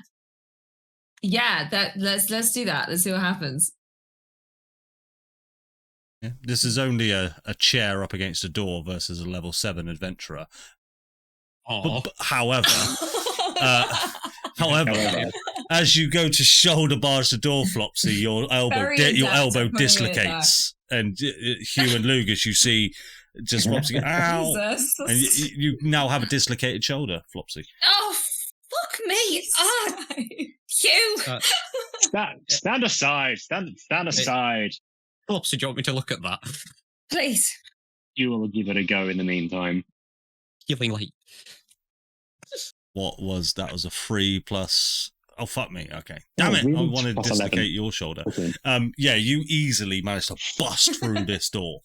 Lugus, you take a look at Flopsy. You can see the shoulder is dislocated, and you get the sense in your medical arcane world, you get the sense that healing arcana isn't going to help. Possibly the old school fashion of crank that shit back in would possibly help. Okay. Hugh turns around. Telekinesis, baby. Oh. Oh, Medical golly. telekinesis. I'm going to need you to I'm roll. going to shove her shoulder 5 feet. What I want you to do, Oh. Lugus, is I want you to Gonna end up roll with your a arm sleight of back. hand check, but add your spellcast modifier to it. Okay, so sometimes +3, and then my spell's +5, so Plus I 8. rolled on that one with a -1, so it was 0. Oh, minus Hilarious. 1 plus strength. Yeah. +5. Okay. Lugus doing some barbarian medicine. Why With am I on adva- 2d20? And that was a stealth Oh, check. okay. Oh, what am I? Right, Lugus, That's you've turned always a bit. invisible. However, you have not successfully Sorry. undislocated the shoulder. Sorry. Lugus is gone, though. Where'd you I go? pressed all of those buttons Where wrong. did you go? Okay, I rolled a 10. Technically, Right, the shoulder manages to pop back in place after popping out of place 3 times and Lugus telekinetically shoving it back in the most like nastiest way possible. I'll tell you what, Flopsy, you'll take some damage Sorry. for that. oh, sorry. You'll take- That wasn't even You'll take That's the average roll. What? That's the average. That's supposed to be what normal commoners can do. Look. You're going to take a long rest soon. Let me have my fun. You'll take 3 points of bludgeoning damage. I That's just not took good nor it. bad. 3 points of soft tissue damage. You did a Sorry, mediocre job. I'd never Right, have so done you're that going to before. hear from the other side of the door this she's getting this popped back in place 3 times. Sorry. Oh, wait, is the door open? Did Hugh not knock it down? The door then Wait, flies open, yeah. yeah. The door flies open. Then flies open. Chair And destroyed. he was stood there with a chest full of cloves. I feel like Lucas is- Julius. So I'm trying to think of how chaotic this would be. Julius is stood on the bed, and you like smash. He's like stood on the bed, and you know when someone's pupils are like he's like super dilated. And he's like, "Hugh, I'm really watch." And he'll just run around the room once. Do I run around it really quickly, or do I just think I'm doing it quickly? No, you do run very well. He actually goes slowly. No, you are running quicker than normal, yeah. I'm going to do something, though, quickly. Lugus, Oh god. Julius, Flopsy, and Hugh head into this room. Roll me a wisdom save. Who, all of us? No, just Lugus, please. Lugus. Just Interesting. Lugus. Mm. 11, probably Okay. a fail. As they head in, your whole vision just turns black and white once again and fills up with this sort of this red mist, that red smoke that sort of emanated off the ship, and it sort of fills the room again. And even though Julius is running fast as fuck, he slows down almost to a crawl, and you can see your friends sort of walking in slow motion. And then blood appears from them. It's almost as if they've been stabbed, like a large hole in Hugh's chest. Flopsy's eyes will just start to pour with blood. And above the room, you see what appears to be the sort of the lower arcing sphere of what you would know is an Argon core sitting above. And it is just sort of sparking with this chaotic energy throughout the ship. The walls of the room begin to just sort of disintegrate. Voice enters your mind. Hello, Lugus, Brushtail. His voice isn't familiar to you, but it sounds demonic, devilish in nature. I've been looking for you. Hello. Care to explain the fucked up vision you've provided me? This is your friends dying. I can see that. Can you change it, please? You whore. No. I will change it. Right. If you do something for me. Else what you see in front of you will transpire. Listen, mate, I've got a lot of problems at the moment. Can this wait till later? This is the biggest problem you will ever have. Explain. No. Fiend. And the smoke will the smoke will just dissipate out once more. He will just refuse to answer you. Your previous discussions like Asmodeus and stuff, where Asmodeus was trying to kind of bring you on side. This is a much more different demeanor. This is more threatening. This is showing you what could happen, but not really giving you any sort of recourse in order to ask questions. Yeah, you feel very odd about the situation, but everybody, then the Argon core is missing, and everything returns back to normal for you, Lugus. Can I just ask? Can we? Because like that was very similar to the pipe, and you're taking. Can we just stop taking substances, please? Yeah. This whole episode needs a disclaimer at the beginning of it. Drugs are not good. They're terrible. Drugs are bad. As soon as this ordeal started, Lugus had this vision. He imagined he was floating like 4 feet off the ground. He immediately just drops and slams onto the wooden floor and just is huddling his head between his legs. What are you on about? Taking substances, you bloody Argon liquor. Lugus, roll a. and you got more toxic shit in your body than Julius has. Leave him alone. No problem. Lugus, I'd like you to roll a dexterity saving throw for me, please. Okay. I am just proning myself, so I don't know if that'll be anything. Okay. No. Oh, 10. Cool. You will take 82 points of damage. 12. You will take 38 points of. I fall unconscious.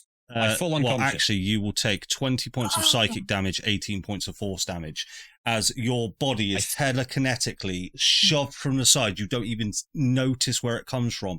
It smashes you against a wall, and it puts you unconscious, yeah?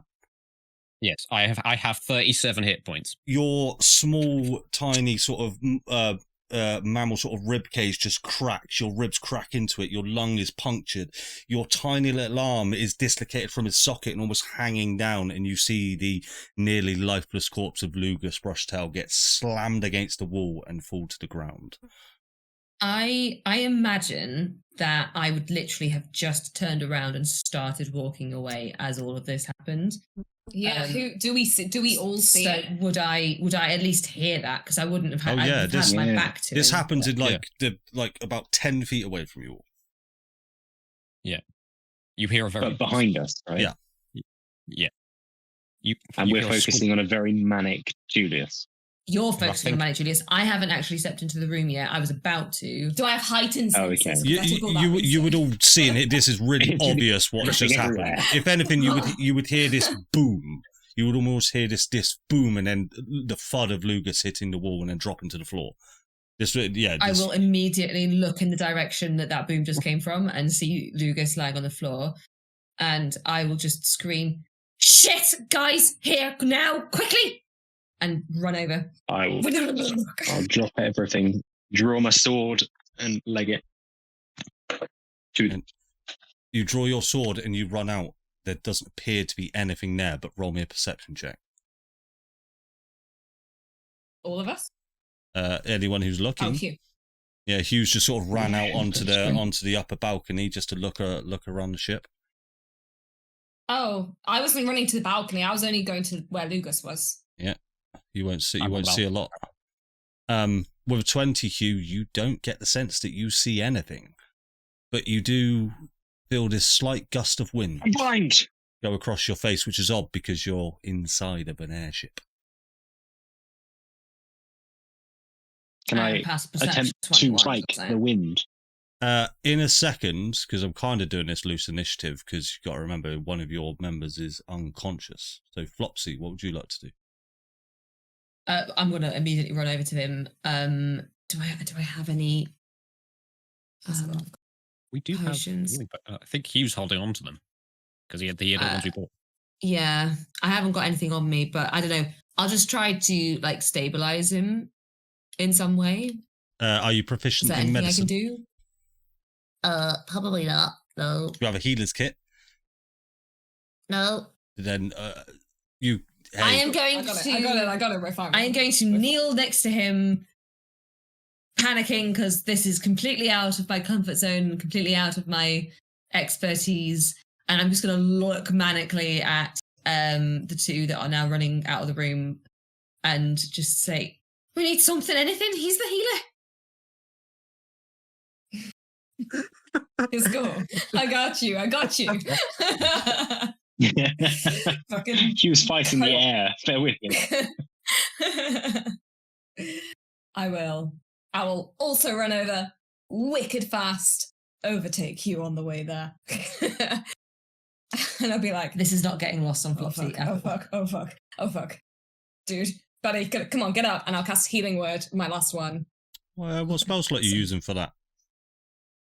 My first level, I've got one left. I thought you used them all on sending, didn't you? That's level 3. That's level 3. That's mine. All right. Don't I've worry. got Nope, one. I have one. Don't Sorry, worry. kill me. Lugus, there's other healers on this ship. I just Hang on, thought sorry. Let me. I get thought rid it'd of be that one. more I just narrative did it if like second. no one Yeah. had any Yeah, healing yeah. left.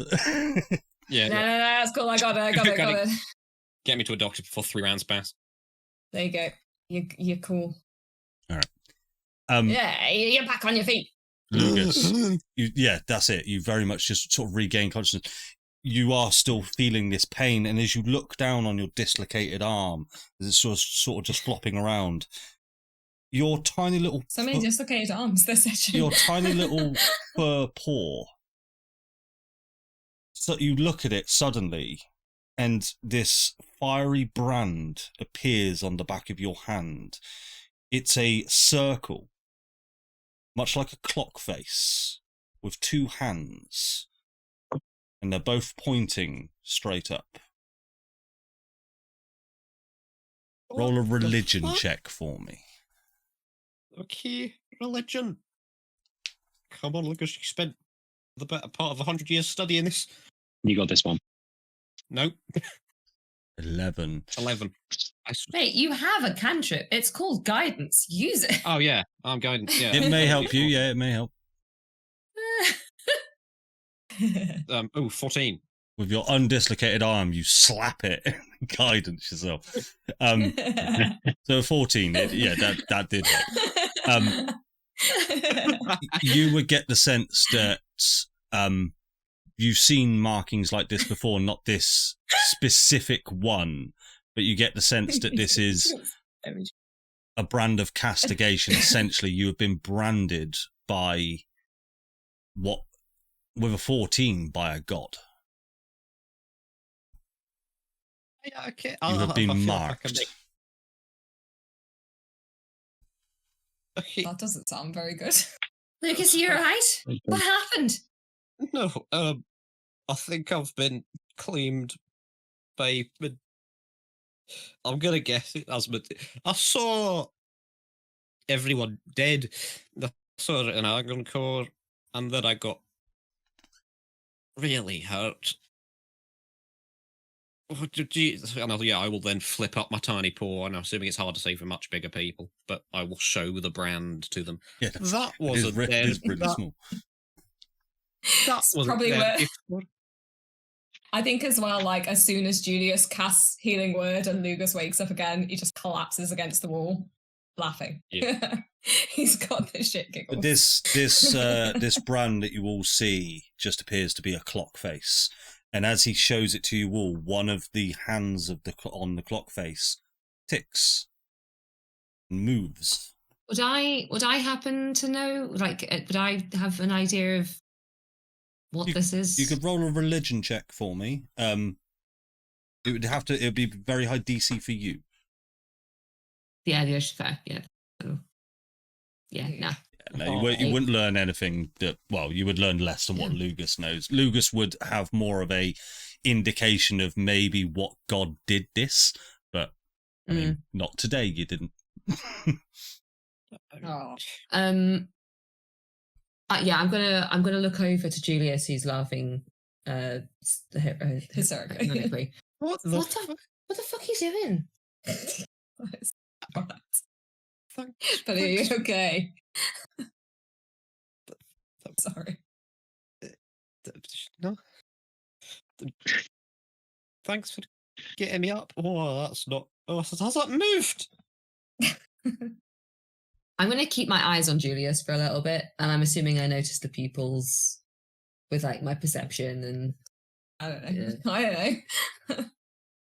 I'm not going to say anything at the moment, but. Lugus, can I pick you up? Is that all right? Yeah, I mean, sure. gonna- Yes, please. I'm gonna cradle him, Oh, be careful of my arm. It's very dislocated. I know that's and then very quick karma. I'm gonna Return the like, favour, bring him. Flopsy. Yeah, no, I don't want to do anything because I that's can't. why I do did it. No, I'll do it. I'll try. no. Confirmation. And I'm gonna walk into our room and I'm gonna put him on a pillow. In the meantime, because I'm aware that Julius is definitely not himself, do I see the tankard or whatever on the desk? Would you have left it there? Yeah. Yeah. Probably. Can 100%. I, as I walk past it, can I give it a sniff? Yes, you definitely can. It smells vulgar, but it wouldn't be the smell that tagged you onto it. This bright green glow coming from the glass itself would be a dead giveaway that this is infused with rinstone. Right. I'm going to go put Lugus on the pillow. I'm just going to, plump it up a little bit so that he has a little bit more Put him in it. in the pillow. No. Yeah. In the pillowcase. But in the pillowcase. Just open it What up. happened? I Blue turned sleeping around bag. for like 1 second. I don't know. I would just. It's similar to when you drag us into the ethereal. It's just the world around me turned to shit. You had a hole through him. Your eyes were doing stuff. I can't remember what Julius had.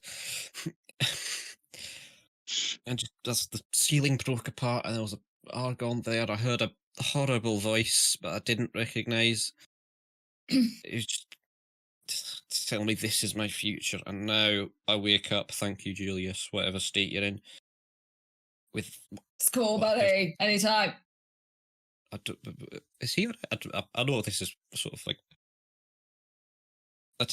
How are we organising priorities on this? Because I'm not sure what I'm supposed to do. Well, Yeah, we need to go at this to point, Ella at about this that. point, at this point, Hugh rushes in and says, I killed the air. Something came past me. I was fighting it. What's happened? There was an air. But was that what slammed me? I don't know. What? Are you okay? What's wrong with you? I think I've been marked by a betrayer. Julius, seeing as how you're running at 100 miles an hour right now, would you maybe go find Ella for us? Yeah. Okay. I run in the wrong direction. Run in the wrong direction. Realize, run back in the other direction. Fuck, this isn't right. And go in the other direction. I'm going to try and track down Ella or someone. Yeah, you find her quite easily. You can sort of lead her back to the room that you're all in very, very quickly, in fact. It's like the Flash. Go, and then you're back. And Ella sort of lags behind. And she says, what's all the commotion? Lugus just got thrown at a wall by nothing, as if he were, just already a corpse, and he went unconscious, and now he's got this thing on his hand. Show her. This is like a ticking clock stopwatch. She'll immediately, sort of, no facial expression, but she'll seem panicked. Which wall? The wall matters. That one with the tiny dent in it. She'll place her hand essentially on the dent, but then she'll place a hand on the wall that was behind as well. This small 5 feet sort of corridor that he went through, and she'll just mutter some words, and you'll see these arcane runes start to sprawl out across the wall. This almost blue arcane pentagram appears on both walls, and then they will fade. And she'll take your small hand, Lugus. Oh, be careful! That arm's dislocated. And she'll take it, and because she's very proficient in medicine, she'll just knock it back in. No damage taken. Sorry. Take notes, Flopsy. I'm used to it. I'm magically healed. Probably should have done that I'm not the a first doctor. time, but Lugus, you have been marked. By the looks of it, you don't have so much. There's not a lot of time on this clock. Oh. Oh, no. Oh, thank God for that. Bless you. No, that's bad you.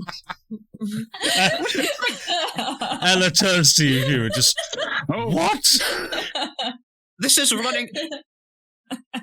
Oh, you want more time? Oh, sorry. I thought the bad. Oh, God. Sorry. Okay. I can see the. Can you No, see? I want you to stay, but it's just. Thank you. I want to help out, please. He How long? He will be coming for you. I'm not. Okay. I'm Who's not he? sure. This could be one of three. Could you please narrow it down? I'd rather know which god's coming after my ass specifically. Which one do you think? I mean, from personal history, I'm assuming Asmodeus. He's the only one I really know and have interacted with. Not with the really betrayers. his style. If he wanted to fuck Yeah, with he's you, not- he would do it. Not be this upfront and this brash. I get the sense that whichever god this is probably isn't going to give you much time to discuss. Lovely. Thank you. What does he want? What did he ask you to do? I asked him what he wanted, but he just said, I think he was trying to, like, not recruit me like Asmodeus was, sort of offered. But I know, like, do something for him. And then when I asked what he wanted me to do, potentially, that's when I, got launched at a wall at 80 miles an hour.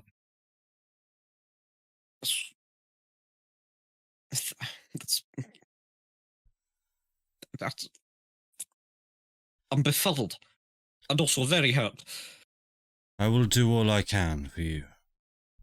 But my powers are strong. I just want to... She just sort of looks at you all. You all have surpassed my power now. Look at you all. If there's a god that's marking anyone, and anyone stands a chance in stopping it, it's you, not me. But I'll find out all the info that I can. I will assist in any way. Maybe Just watch out. How much time does he have? Like, days, weeks? It doesn't specify units, but if it is a regular, like, analog clock, that's only like 24 hours. You can see that the hand has moved.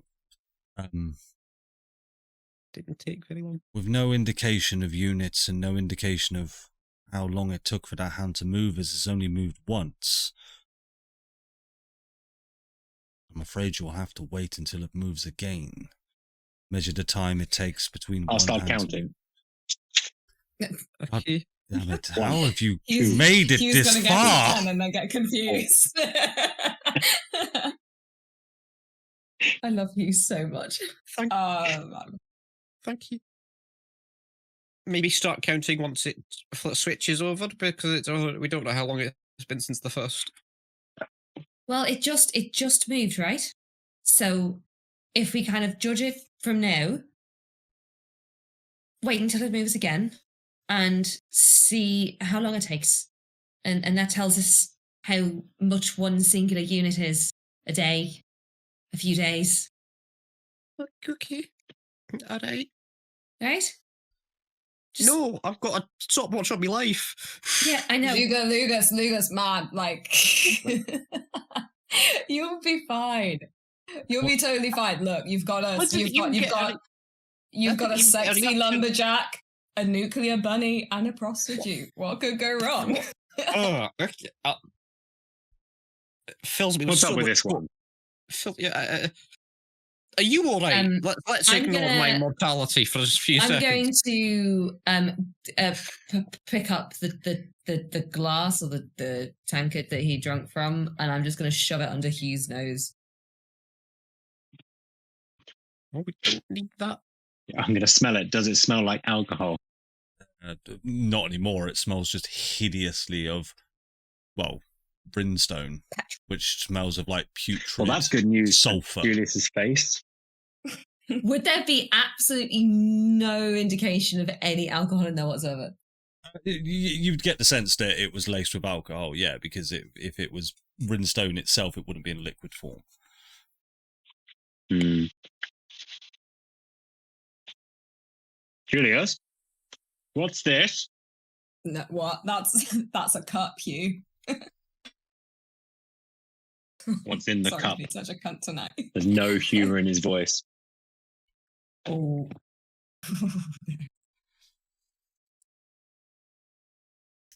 You're giving me that look again. Where is unarmed strike? No! Not again! Gotta stop pissing the barbarian off. I know, but it's so fun. What's the point of I'm being a gonna bard if point you it. can't piss off the barbarian? No, I'm just going to shove you. That's what.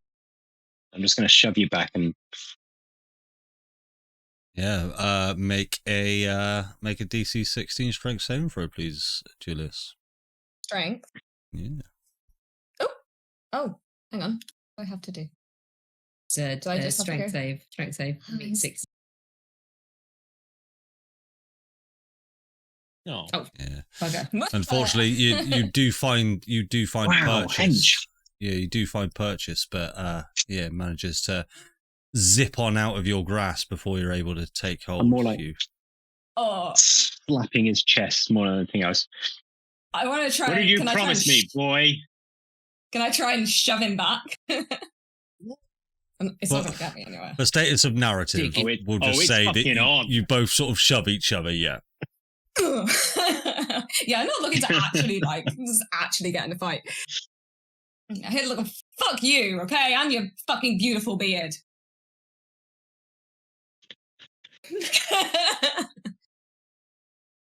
You made a promise to me, Julius. You made a promise to all of us. Wait, what was the promise? Did I promise? What promise? He said it was done with this, with drinking. I haven't been drinking. I had one. So you were drinking? I had a drink. Can I not have one after the fucking few nights we've had? You've had a drink spiked with a very powerful hallucinogenic drug that we were all aware of. That's not drinking. That's not a drink. Wait, are we staging an intervention? Wait a minute, that's worse. Kate feels a deep sense of shame. I came here to apologise. We bought you clothes. Are you still wait? Are you? Did you put on your bath clothes afterwards? Again. Say again? Who? You know, Oh, you took off naked. your bath. You're half naked. Oh yeah, no, I'm half naked. He took his shirt off, I think, because it was covered in vomit. It was covered in argon vomit, which is it feels like that would be horrible. You're this state. I don't think I can. This is just like. Stop it! You're doing it again. Look at all of you. You fucking sat there judging me again. We're not judging you. We're worried. I want to help you, Julius. Okay. I tried to help you. You asked for my help. I was just. Oh. I don't want to zip around the room again. Bear with me. Hold on, guys. I'm imagining a crazy sugar rush. Why? I mean, what do you mean, why? Guys, lighten up. Lugus just fucking almost died. Sorry. It's not. Lighten up. Sorry, I've got a stopwatch to my death. Sorry. I just feel, does no one else feel like we just can't catch a fucking break? I mean, it was like, what was it, like 5 minutes ago? There was fucking pirates on either side. Can you stop trying to change the subject? I'm not changing the subject. What? This is the subject. Why? Why did you decide to take this? Why did you do it now? Because it's fun. But you've never done it before. Well, I know of. Done it before. Or you can roll an insight check, but you probably don't have to. Why are you slipping back into old habits then? Can we just... You guys are really kind of bringing me down. Like, Okay. we're trying to understand why. I did it to feel good, Mitz, okay? And you've been a real bummer.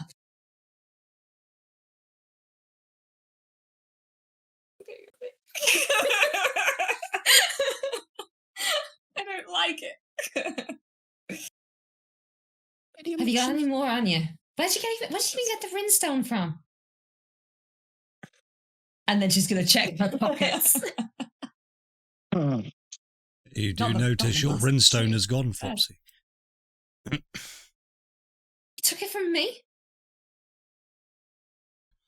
Oh. Yeah. It was her personal stash. Exactly. What were you going to do with it anyway? You stole from me? I didn't steal it. Well, did you ask? Yeah. I went, hey, Mitt, and you were like, bleh, and I went, hey, Mitts, do you mind if I just take a little bit? And then you went, yes, Julius. No, I didn't. I don't mind. What was making you feel like shit? Why did you feel like you needed to get high? What do you mean? You're joking. You're joking. We're always getting fucking attacked by something. Yes, but you don't see the rest of us taking drugs and drink. No, because you're all fucking paragons of virtue, aren't you? No, we're not that either. Yes, you are. Yes, you are. Yes, you are. Fucking bloody look at his fucking. Wait, are you in your Sherlock Holmes outfit now, or are you in Yes, your? I am in my. What are you wearing? I. When did this happen? Ephraim shipped us some new equipment. Okay, well he's like Your eyes pan to Hugh, who's been held by Incha. What the fuck is going on? I thought it was just the drugs doing this, but apparently this is a thing now. I mean, we got fucking perfect, like, choir boy over here. We've got Hugh, who's just fucking look at Hugh, okay? And you, and like, you're all like so fucking good and together.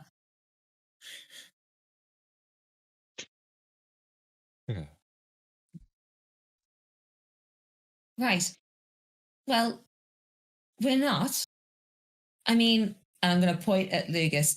No offense, Lugus, but he kind of maybe set a mass murderer onto a group of people.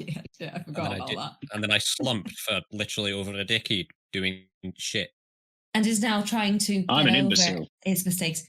You're not an imbecile. You're not an imbecile. But he was asked to help his area, his realm, and he walked away. I'm a thief. I steal for a living. And when you guys found out what I did for a living, you all looked at me like I was some... something gross. Julius, did you actually... Do you know why I was mad at you? I am finding it hard to pick. Right, Do you genuinely think that I am in any position to judge you, a thief, judging a prostitute, as you call yourself? Yeah, I don't call myself.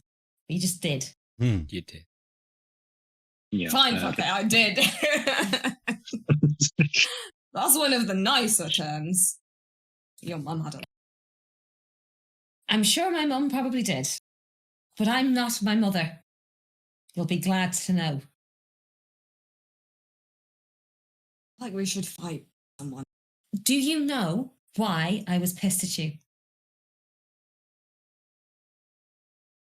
Yes. Why? And he'll look at Hugh and Lugus, and then he thinks, oh, fuck it, they've been listening to every conversation we've had anyway. It literally doesn't Lugus is there writing everything down anyway. Documenting Lugus is in this pillowcase, just like... Because I gave you, I said something to you, and then I laughed. Yes. Do you think that has anything to do with your job?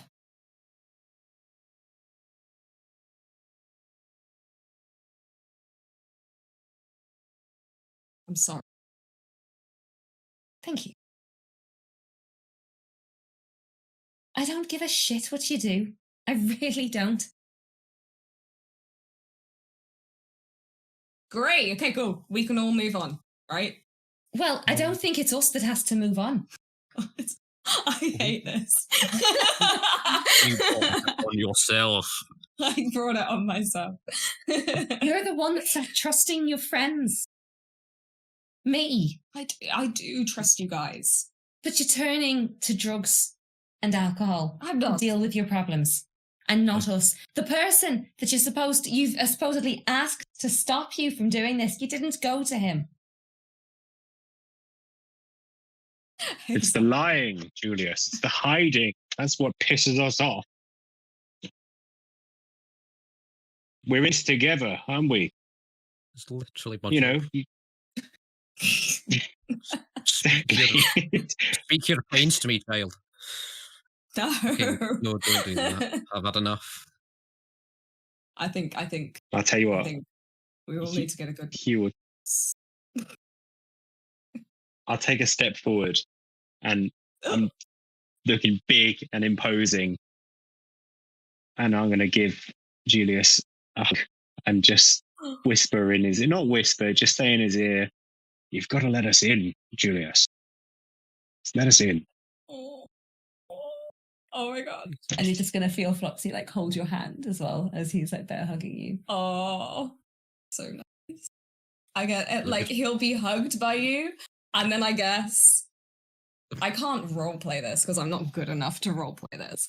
But you'll hug him for like a second, and his head will go into your shoulder, Hugh, and you'll just feel him kind of start, like, you know, when someone's shoulders start to shake. Yeah. Oh. And he's just gonna have a little bit of a cry into Hugh's shoulder. Oh. Because men crying is good.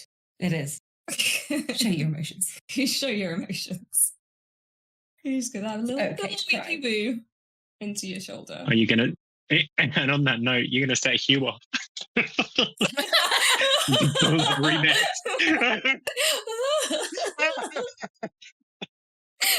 Ugly crying. Lugus. Yeah, I don't. Lugus, you just, I don't know. Roll. He's making it. I don't care what you're doing, buddy. Roll me a wisdom save. I hate it. Oh, stop hurting me! Okay, I no. did another wisdom save. Wisdom save. 19. Oh, 25. 25. I was going to say a 19. 25. 19 wouldn't be good. You just see a flash of imagery of Julius sort of crying into the small sort of, I used to call it the soup bowl. You know that little bit on there? I used to call it a soup bowl. Yeah. Anyway, crying into the soup bowl, and just this flash of a ginormous hole in Hugh's chest, showing a rib cage just torn open and sinew and blood just coming down. But then it ends as quick as it started. Because of the stress. Is Lugus still alive? Lugus is alive. He hasn't been thrown yet.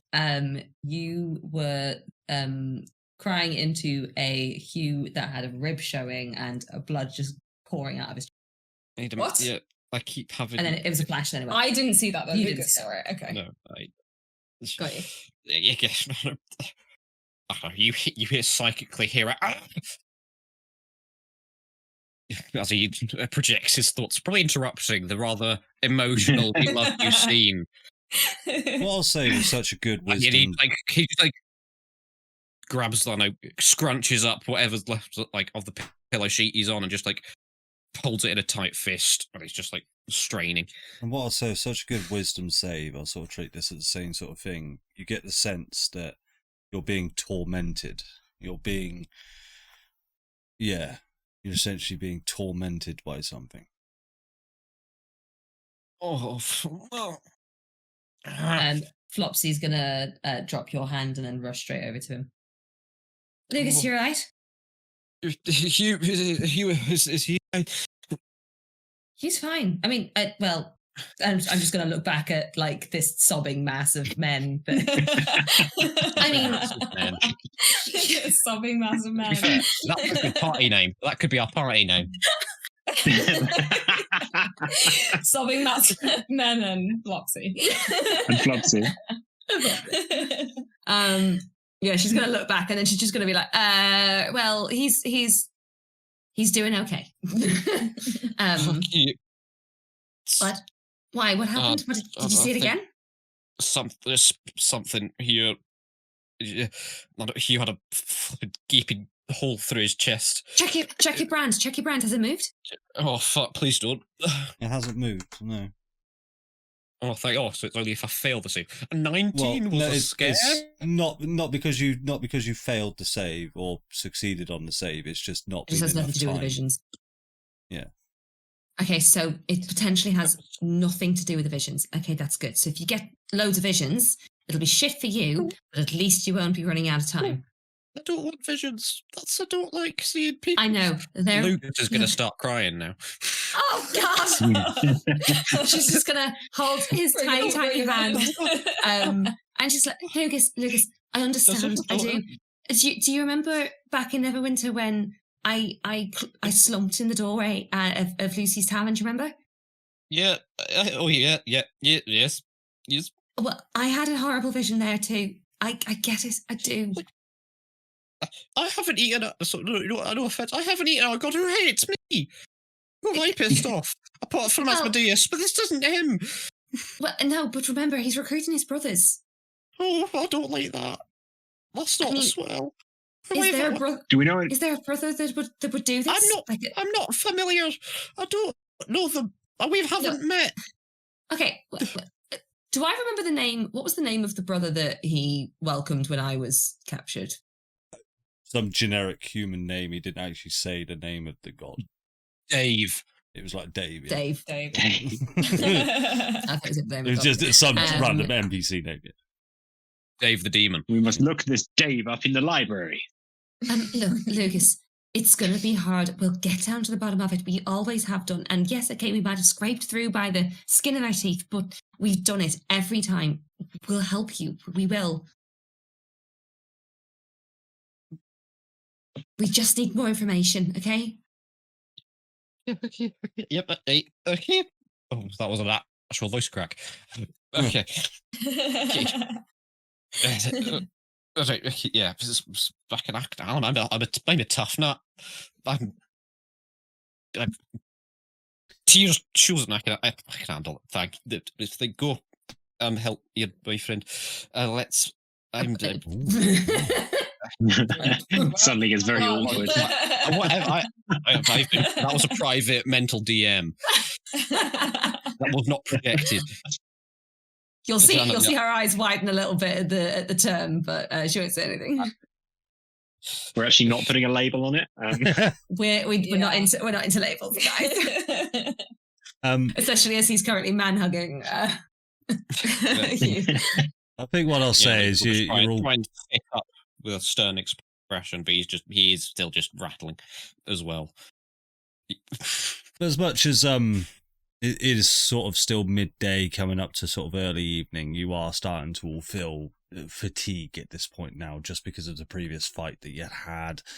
Essentially everything that's happened in the campaign thus far. You haven't really had much rest, and especially that very late night in Baldur's Gate. I suppose, Flopsy, you're feeling rather chipper.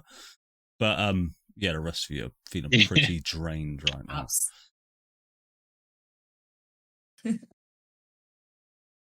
Look, I think we should all get some rest.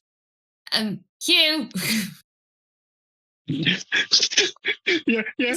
Flopsy.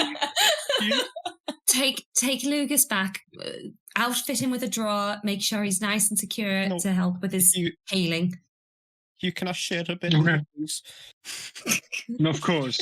Of course. No, as he turns away, I'll just give Julius's cheek a bit of a wiggle, and I'll pat him on the shoulder and go and collect up Lugus. And yeah, as Lugus is taken past Julius, he's just going to get a psychic DM of "You are loved."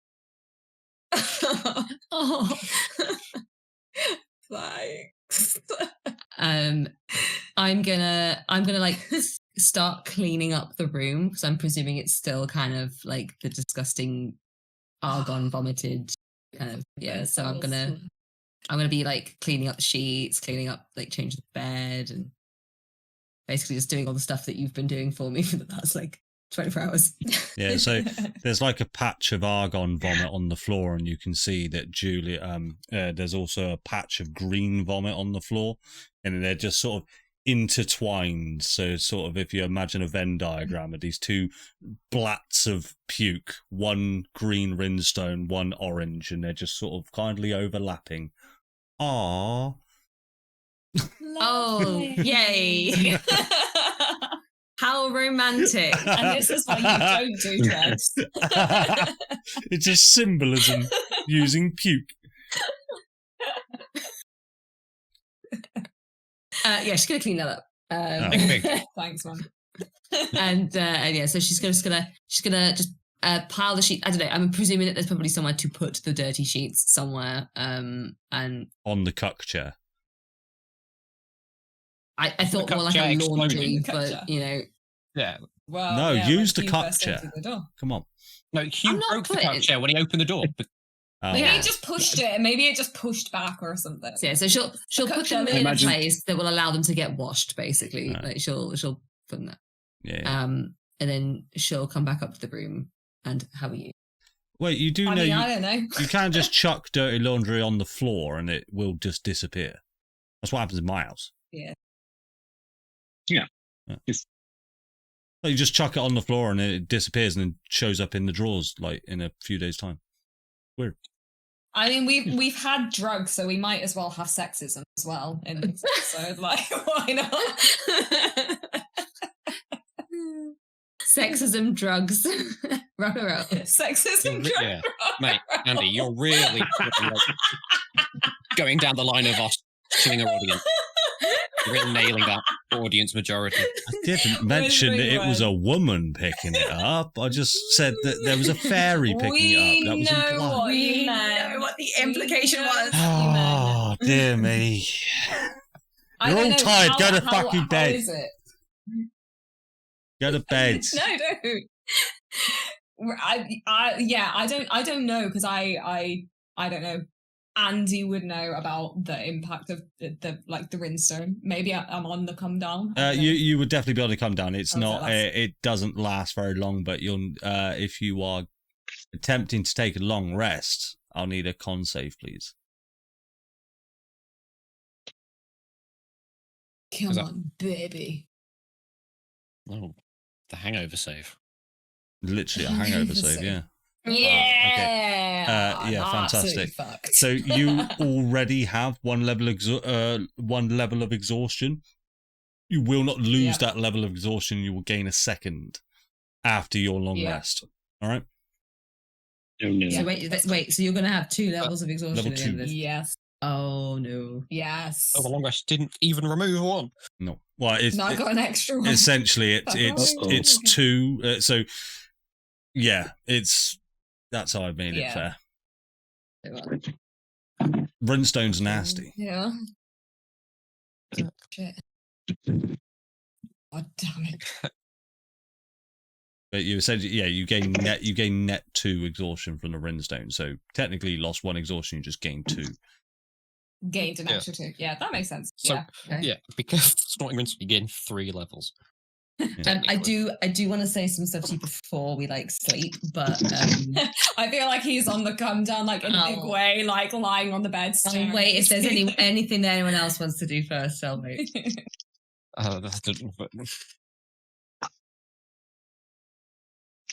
I mean, other than Hugh and Lugus probably tucking themselves in, tucking each other. Absolutely. top and tail. Yeah, huddling.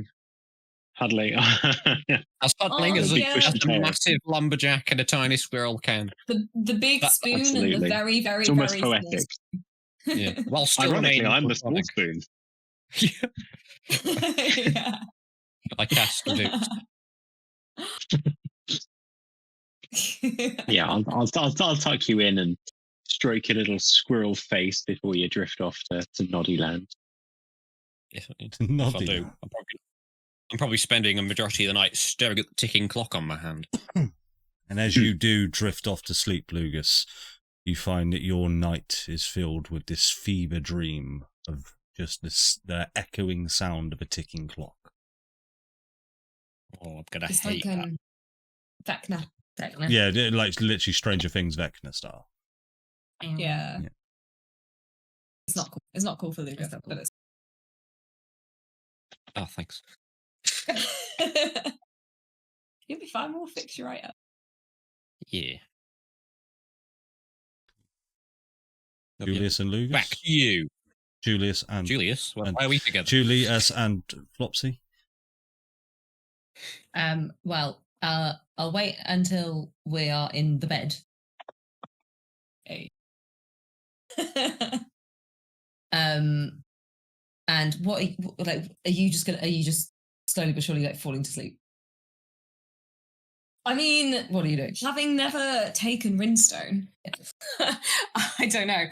Probably like, well, I'm imagining it would fuck you up really badly. You So I'm failed imagining, the like, con very- save, you no, would be pretty shit Pretty right now. wrecked. Yeah, pretty yeah, so bad. probably con down. like pale, shaking, sweating, like wanting to throw up but not being able to throw up. Like, yeah. Yeah, bad you night already out whited a vibes. minute ago. Yeah. I'm gonna like snuggle up to you. And I'm kind of put my arm over you. Oh. And she's gonna sort of like be nestled, I suppose, in like the crook of your arm or something. In the soup bowl. In the soup bowl. This bit here. The soup bowl. That's what it's called. So it's called- this way he calls it. It's called the soup. That's called a soup bowl. This? Yeah, the soup bowl.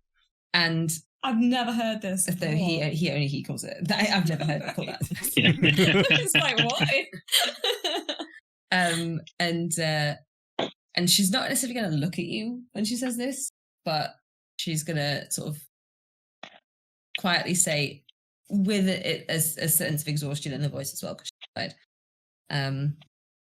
By the way, I never actually thanked you for looking after me the way you did. Thanks. It's me and bodily fluids. A lot of experience. Yeah, well, I mean, that says a lot, because I can't imagine I was a great patient. You're all right. I think you told me to fuck off at one point. He'll kind of open his eyes slightly at you and give you like half a smile. Very rapidly close them again because it's doing that thing like when the room is spinning. And you're oh, pussycat. There's my emotional support one. And as she kind of like, you can kind of feel her drifting off. You know, I love you, right?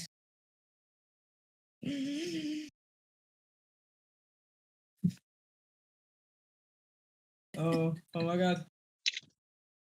It's it. This is it, guys. He'll just kind of go, I love you too. And then he'll fucking out. Seems like a good time. Yeah. Awesome. Happy ending for everybody. Amazing. Everybody go ahead and hit that long rest button for me, please. Is there any point? Well, do I get my spell slot? I get my spell slot. You get everything Yeah. back. You just retain 2 levels of exhaustion. Yeah. Well, I get 58 points of healing because I got blasted to the heart. Jesus. Yeah. Right, And so what I'll it's do is I'll do a long rest spell. Yeah. Let me just. Q. That was fine. You'll be the first to wake. Mm. And as you sort of get out of bed, your room is literally the only room with a window, because last session you fabricated one. Well, not last session, a few sessions before, you fabricated one where you chucked as the rock of Asmodeus out. The rock went through the window. The rock went through the window and was picked up by a mermaid. As you look out, as you look out the window, you do still see some of the sea, and you see this mermaid just go, "Brah!" And you just hear the voice of Asmodeus go, "Ha ha ha! We're having a wonderful time." And then the mermaid just dies. You wonder. I will stop chasing you because I'm busy. You will smell a very familiar smell, the smell of home. But as you look out the window, you do just see sea, but you do see land. Yeah, what would you like to do? I will get up very excited. If I had a tiny wagon, Ooh. How is Lugus looking? How are you looking, little buddy? Lugus probably still asleep at the moment. He's looking very uncomfortable. Well, as a breakfast treat, I will get dressed straight away. I'm learning the social. Thank you. I'll gently shake you awake. Say, Lugus, we're here. We're close. Lugus will just, upon seeing Hugh, he'll feel relief, especially due to the lack of a large opening in your chest cavity. Here,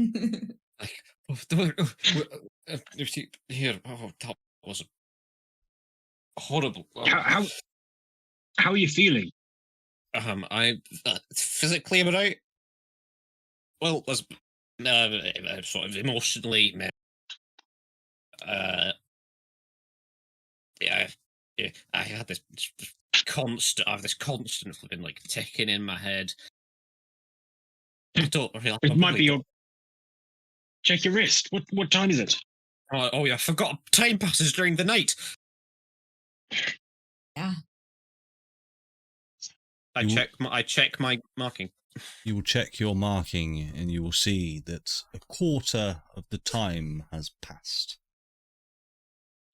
Total. Well, So hang on. What I is suppose that? that should be what I should mention to you now.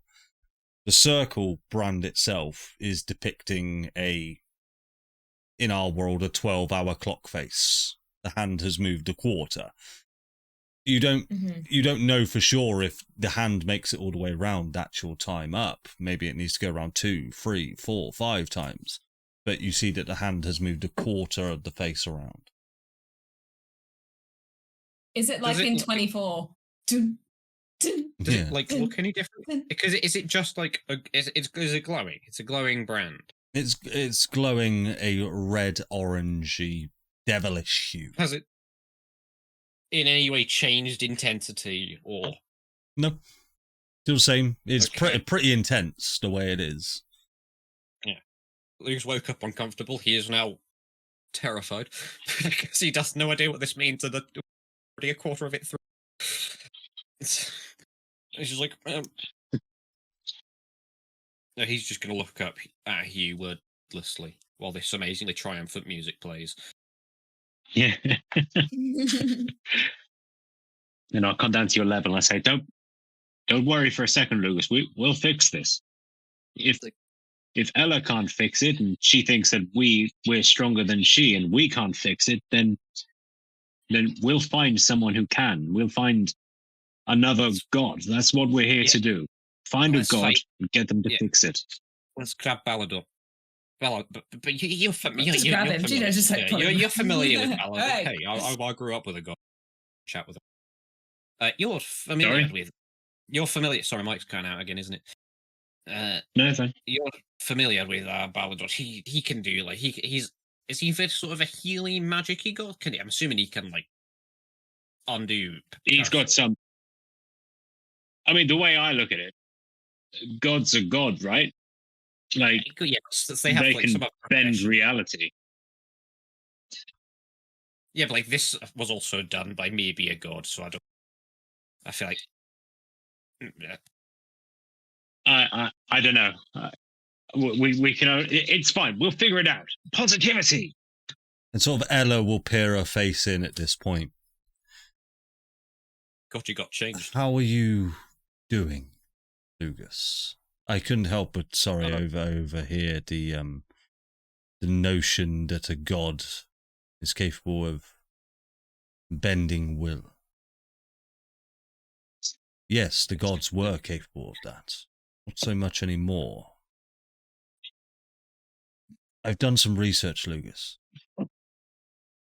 I still don't know which god in particular it is, but that brand depicts when your time is up, you will face this god. Just woke up. Sorry.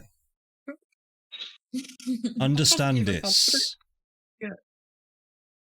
Sooner rather than later, you may have to face down a god. Mono. Can I bring? But Where's the terms and conditions? He'll check his palm for the terms and conditions. I'm still trying to find the terms and conditions. A god that has been in mortal form for a long time, a god that has forgotten itself, a god that has forgotten its powers. Once it awakens, it is not fully healed. Over these last millennia, people stopped believing in them. They're not as powerful as they once were. All I'm saying is don't rely on them. But also, if one is stalking you, maybe they're not as powerful as they are, and we can beat them. Hey, yeah. I can. I'll leave that way. That. Have hope. Yeah, 100%. Positivity. Yeah, I legally have to do this. Sort of divinely legally kind of ish. Yeah, I mean, I'm just gonna. Can I like cover it up with something? Yeah, you can find like a piece. Well, Ella will hand you like well, she'll tear off some of her robe, and it's this sort of this silky sort of mithril robe that sort of bends around and sort of attaches onto your wrist and sort of curls itself up in a very mystical way, and sort of bandages, but also covers your hand at the same time. Like a space fingerless glove. Yeah. I'll check that's just fine, Baldur. Get stronger, and when I face this god, I'll give him a right smacking. And Ella will say on that note, Hugh, we've arrived. Maybe you should. I'll get my stuff. I'll get my things. I've got my shirt. It's my sword. Where's my things? Please don't have lost your sword. Everyone did. Yeah, I've got the sword. I need that. Got my sword. Got my shirt. Cool. Oh. Do we have the box of clothes in here? Did you take? No, I dropped No, it. you left it. You left it in our room. Okay. Yeah. At this point, you guys have picked out exactly what you want and what you do. So don't worry, don't have to carry it around till we decide. At this point, you're all laden with cool magical shit. We just don't know what it is yet. All right. Yeah, I don't know what it does. Cool. But Ella will lead you two off in up to the upper deck, where I'll show you what you see in a moment. Julius and Flopsy, what are you guys up to? Oh, say again, sorry? What are we doing? What are What are we you doing? doing? Yeah, I don't fucking know. Well, I mean, you'd probably be awake for me. Yeah. I guess. I'll sort of I'll wake up and realize that you're not awake. I'll just kind of go, Julius. Oh. Julius. Julius. What? Yes. Right. We gotta wake up. Oh, How are you feeling? swell. Good. He looks bad. Yeah, he does. Yeah. He's lying. You look grand. I tell you what, there are some clothes in that chest. Oh yeah, fucking. He was wearing A hat. Yeah, we've got evening wear. We don't know why we have evening wear yet. We're presuming that comes into something later. So keep that safe. Who? Why? How? Ephraim. Both. But there should be some clothes in there that you might like. Sure, I will. Like. Like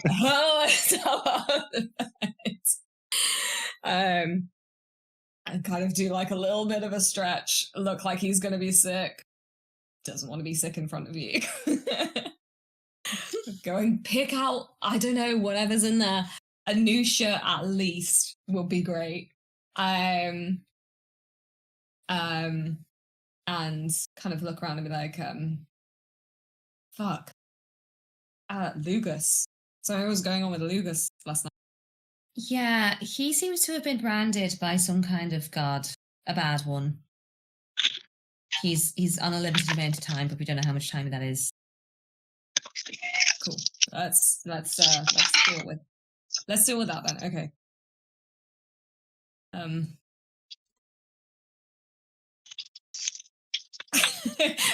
Stands there awkwardly. You alright? You were so awful. Yeah, I've got hang on a second. And he'll he'll go over to his bag and he'll get out he'll get out a little book.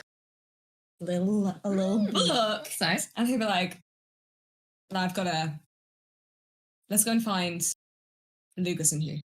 What's that? That's just my Don't fall for it, Flopsy. It's Faerûn's equivalent of a dick pic. There's a picture of Lucy in a bikini. You can keep that to yourself. I don't see that. Yeah. So you will see that she has also changed clothes, but she's in what I described earlier. So you'll notice that. He'll kind of walk out of the room and then he'll do a double take and he'll be like, "You look nice." Thanks. I mean, you usually look nice. I mean, you look yeah. I can't believe how someone is so awkward. And as he leaves, she'll just kind of laugh a little bit. The giggle, I tell you what, it's going to be sort of similar to the giggle that what's her face bitch gave you in Neverwinter when you really royally fucked up flirting with her. What was her name? Juliet. Yeah. And then she'll follow you. Go find Lugus and Hugh. Yeah, you hear Hugh just stomping down the way where he's just so excited like a kid on Christmas. And yeah, you, as I assume you all got, everyone heads up to the upper deck.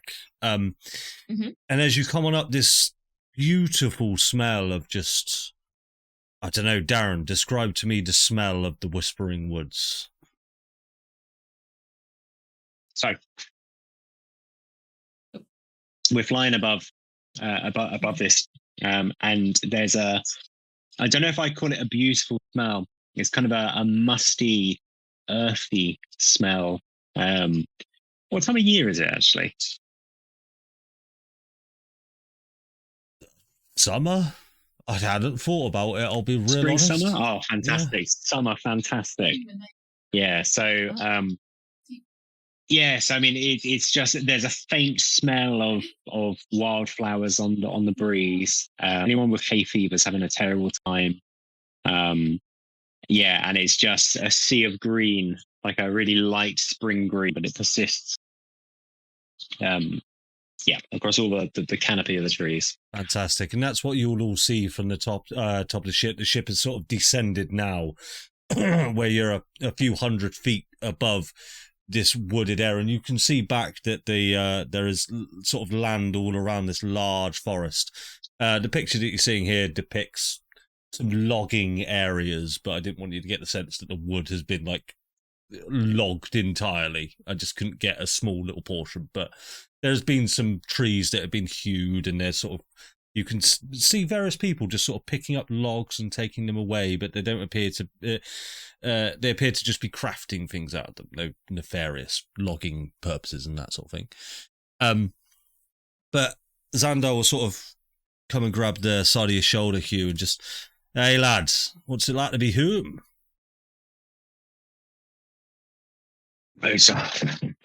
I'm very, very excited, Xandar. As you should be. It's been so long. I've heard a lot about this place. Fucking beautiful. I'll be honest, it's the first time I've really ever flown over this place. It's like nothing else I've seen. You should join us. Come down. Meet the locals. Hey, me. It's gets a little boring on the ship, you know what I mean? But, got to help Ella when she needs it. Some of us have got to be the bookworms, do the reading, while you lot do the fighting. Although, looking down there ain't going to be a lot of fighting down there. Looks bloody lovely. And he'll sort of, he'll guide you up to the helm. And what he will do, Hugh, actually, is he'll sort of say, right, well, Hugh, I don't know where the best place to land this baby is, or having a look over, I don't really see that there would be a good place to land. But, I mean, this girl's we got fuel for days. We can just hover around, we can circle, we can just stay exactly where we are. Is there any place in particular you'd like to go? And he'll sort of I mean, he'll move out the way of the helm's controls, and he'll sort of place your hands on them, and he'll just take maybe 10 minutes or so to show you the controls of the ship. So you will learn how to control the Harmony Airship. Yeah. Amazing. Well, there really isn't anywhere to land a ship of this size. We'll have to head for the wood's edge. Don't worry about the ship landing, Hugh. I can take you anywhere you want to be, and I can let you all down. Don't worry, we'll just be ahead. Yeah, and landing you at the sort of the wood's edge, it'll take you a while to walk through. I can just take you exactly where you want to be. Well, I can take you home. I'll just quickly study the lay of the land. And I'll pick up that must be the river. That's the mountains there. So, and I'll just get us roughly above my old house, above the forester's cottage. Fantastic. Or in the vicinity of where that is. Cool. Roll me a d20 and add 8 to it, please. How many trees do we hit on the way? Yeah, this will be your ability to pilot the ship. Oh, God. Right, here we go. One, or you will destroy your house. Roll it with advantage, because Xandar is there assisting you. Right, here we go. Oh, no. Oh, no. So that'll be a 12. It's mediocre.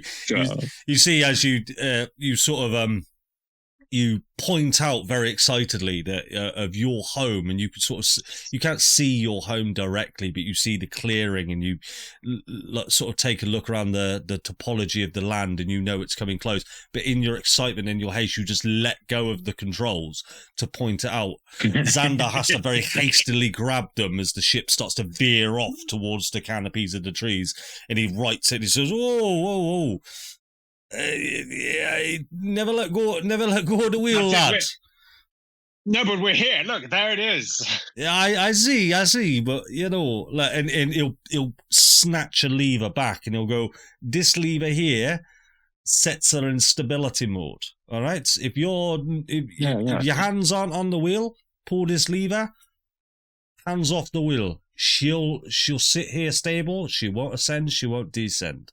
But she'll keep herself level." No, I'll remember. Hey. No, it's fine. I'll remember that. Yeah, absolutely. Definitely will. Cool. And totally not paying attention. What he'll do is he'll shout out, and you'll see a few engineers come and scraggle around the rest of you. And they'll drop lines off the side of the ship for you all to jump down if you do so wish to. So you're probably about 100 feet above the tree canopies now. Can I just say, right? And as Flopsy makes her way onto the upper deck, and I'm presuming all of Hugh driving's kind of happening at the same time, she's gonna sort of bound ahead of Julius a little bit, really excitedly, and it's just not difficult to do. Really excitedly, and then she's gonna sort of get to the edge of the ship, and she's gonna be looking at all of these trees and all of this foliage.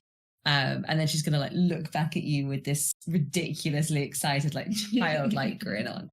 And she's just there I have never seen so many trees. This is amazing. It's so green. So green. Flashes of the windstone.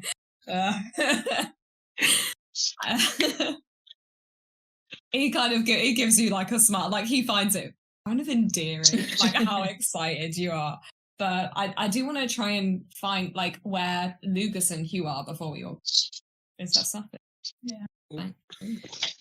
As you're looking around, she's gonna be how does somewhere keep this amount of trees and plants alive? Like, how does this happen? How does it work? How does nature work? I feel like you need to ask the big guy there.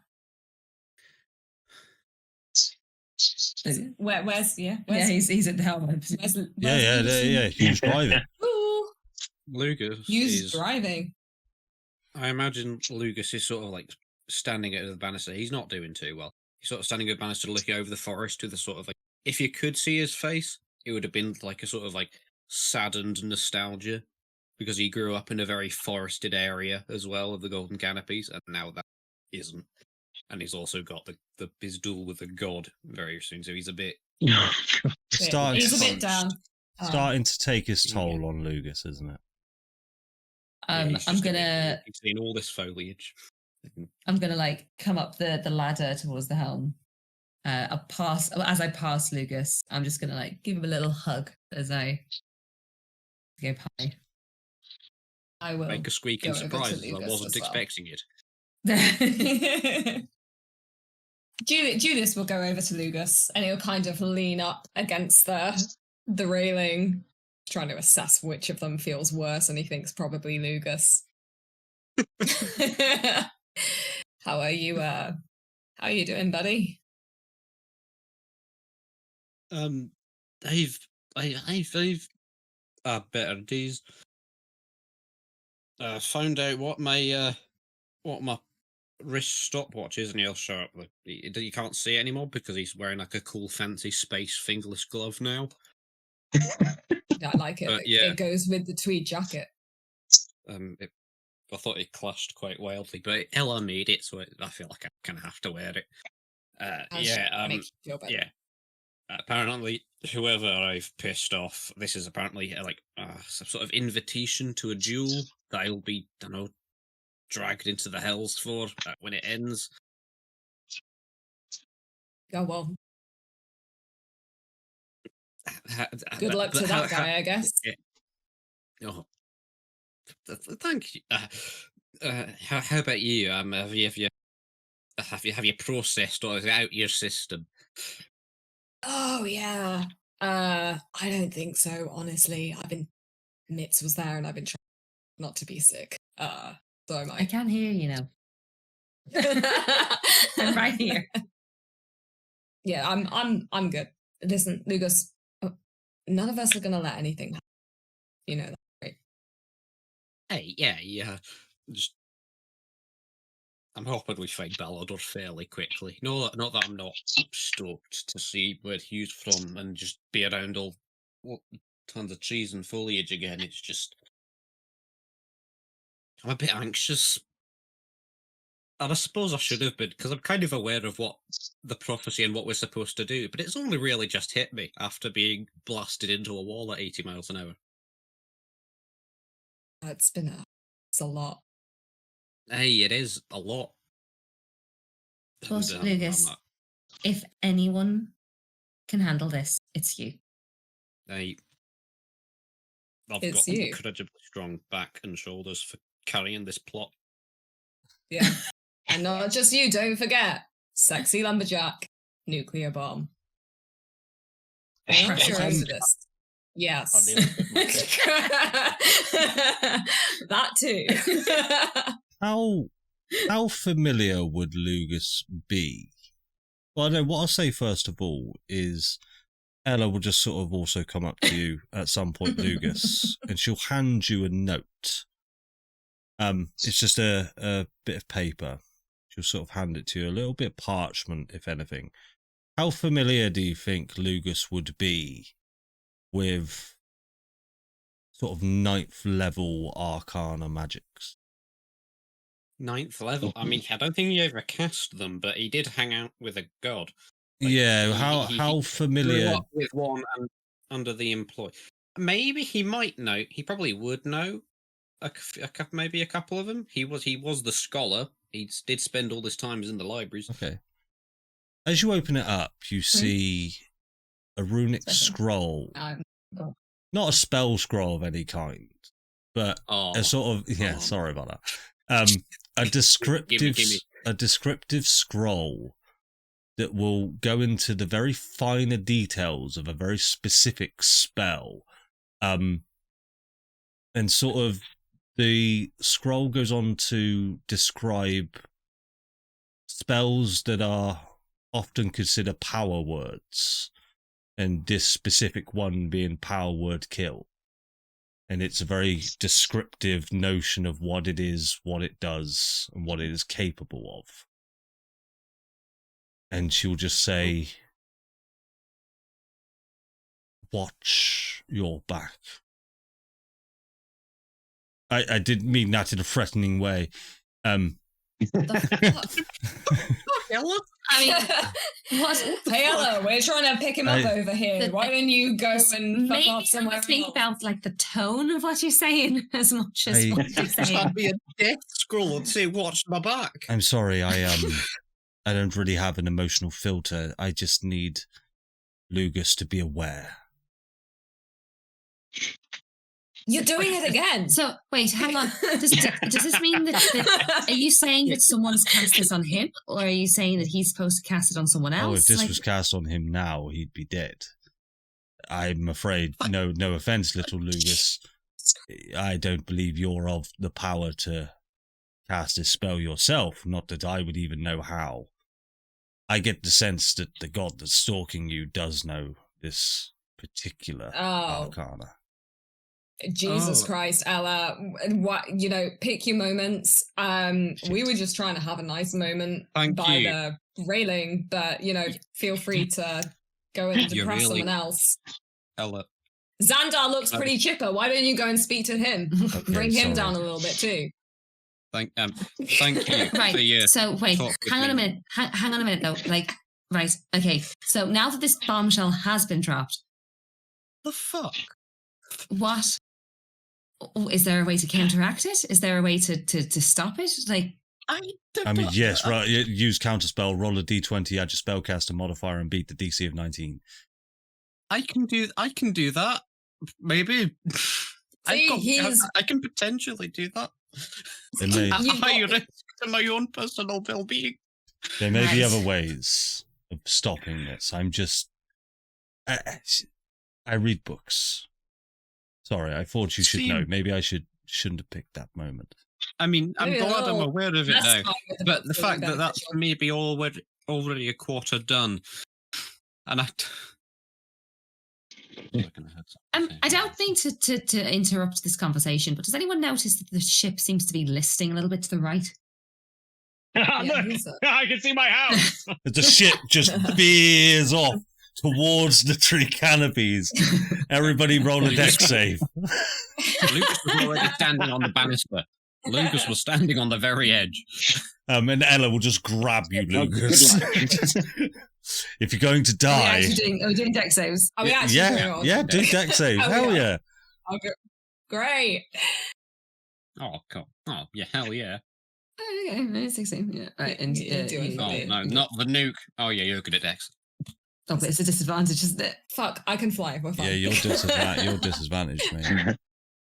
Oh, With a 10... Julius, with a I 10... had a really nice thing I was trying to do. The ship veers Fine, I'll completely off, and as you were talking to Ah. Lugus, who was on the side of the ship, you suddenly fall overboard.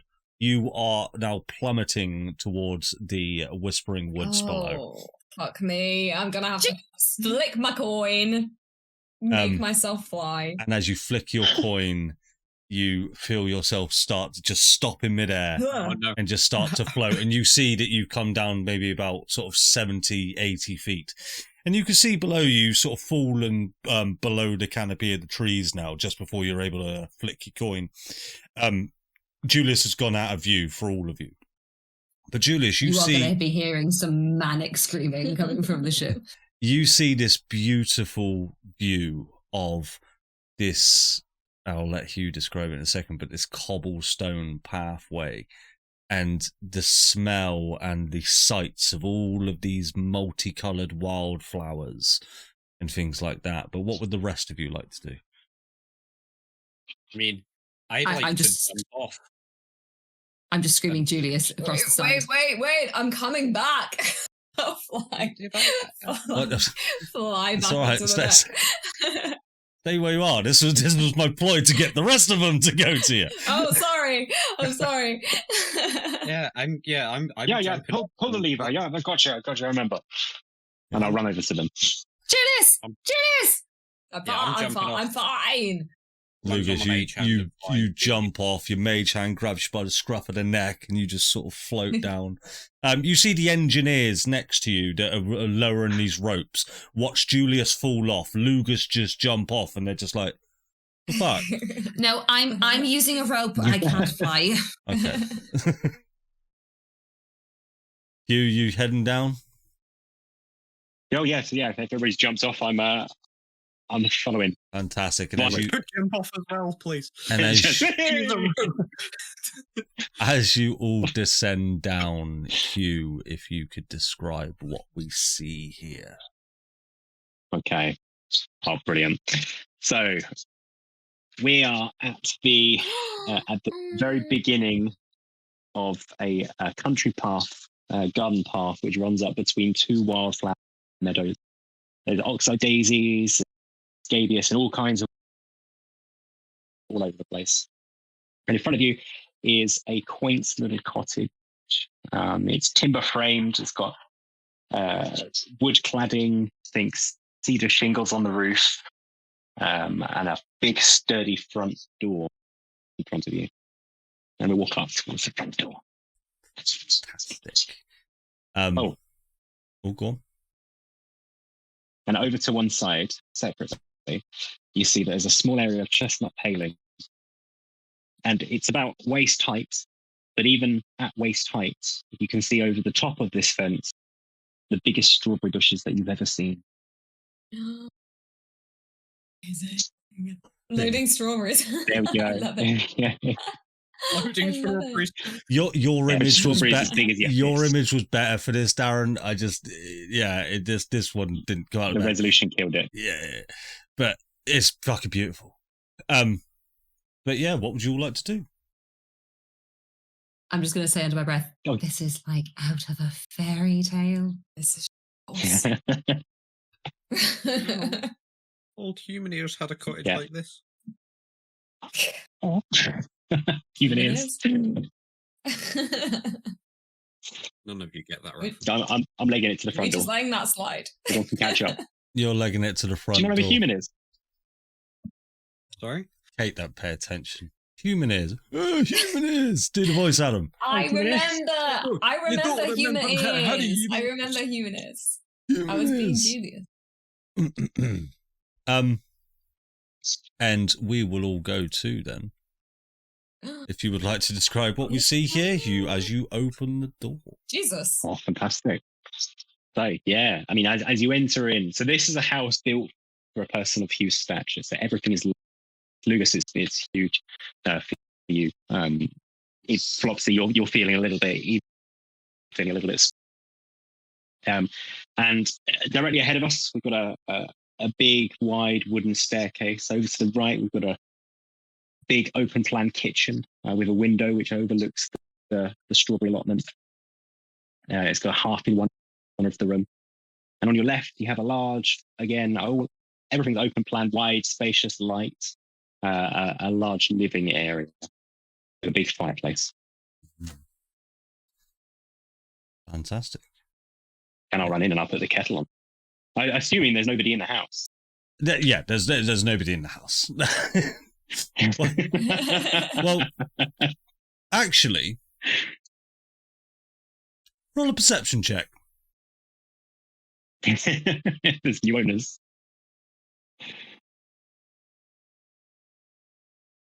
Straight away. None. Oh, brilliant. Like, Please. I just want to say, For 17. I've been trying to do this session after session after session after session. Occasionally, I get you to roll perception checks, and you always roll bad. Thankfully, you've rolled quite well. You hear just this snoring, just this snoring coming from just round to the left in sort of the open plan kitchen, but it's just sort of round. As you peer round, you see on a wooden chair is an elderly gentleman in blue robes with this blue pointed hat. It appears to be Elgondo the Magnificent. Elgondo has fallen asleep in your house. Oh, for God's sake. How does he get to all these places? Remember, there's many, many, many of him. He's a wizard. Hugh, are you like a shoes off at the door kind of house, or like a keep your shoes on kind of house? I think they're clean, aren't they? You should be all right. Well, what do you do if you don't wear shoes? Same. Take your feet off. Of Then course. you take your Does Flopsy not wear shoes? No. Is that canon? She's just got this. We can't even not remember that. Right, you've seen the new intro. You've seen the new intro. Like, show us your feet. I know. Show us your feet. I must have missed Always. that. Wow. Always showing her feet, apparently. Nice. I just float. I don't. Yeah, so I run in and head to the kitchen. Cool. And as you flick that kettle on and the kettle starts to boil, and Elgondo just sort of goes, "Ugh. Well, blimey, I best be off." And he scuttles off, and you see just sort of on him is this necklace that sort of symbolizes it's kind of a Faerûnian law that simulacrum have to wear this necklace to prove that they are not essentially the prime benefactor of the simulacrum spell. And he'll just go, "Oh, okay, my bad, just staying around," and he wisps off throughout the woods. Wait. Elgondo, can I have a stay for a cup of tea? Okay, Oh, okay, thank you. if you want me to. Sorry, I was. What are you doing? Sorry, What are you doing here? I was just having a nap. Is everyone? Why are you napping in my kitchen? I don't know. It's just a place to nap. No, nobody appeared to be here. Oh, you four are the ones that's saving the world. Yes. Gondo, you know me.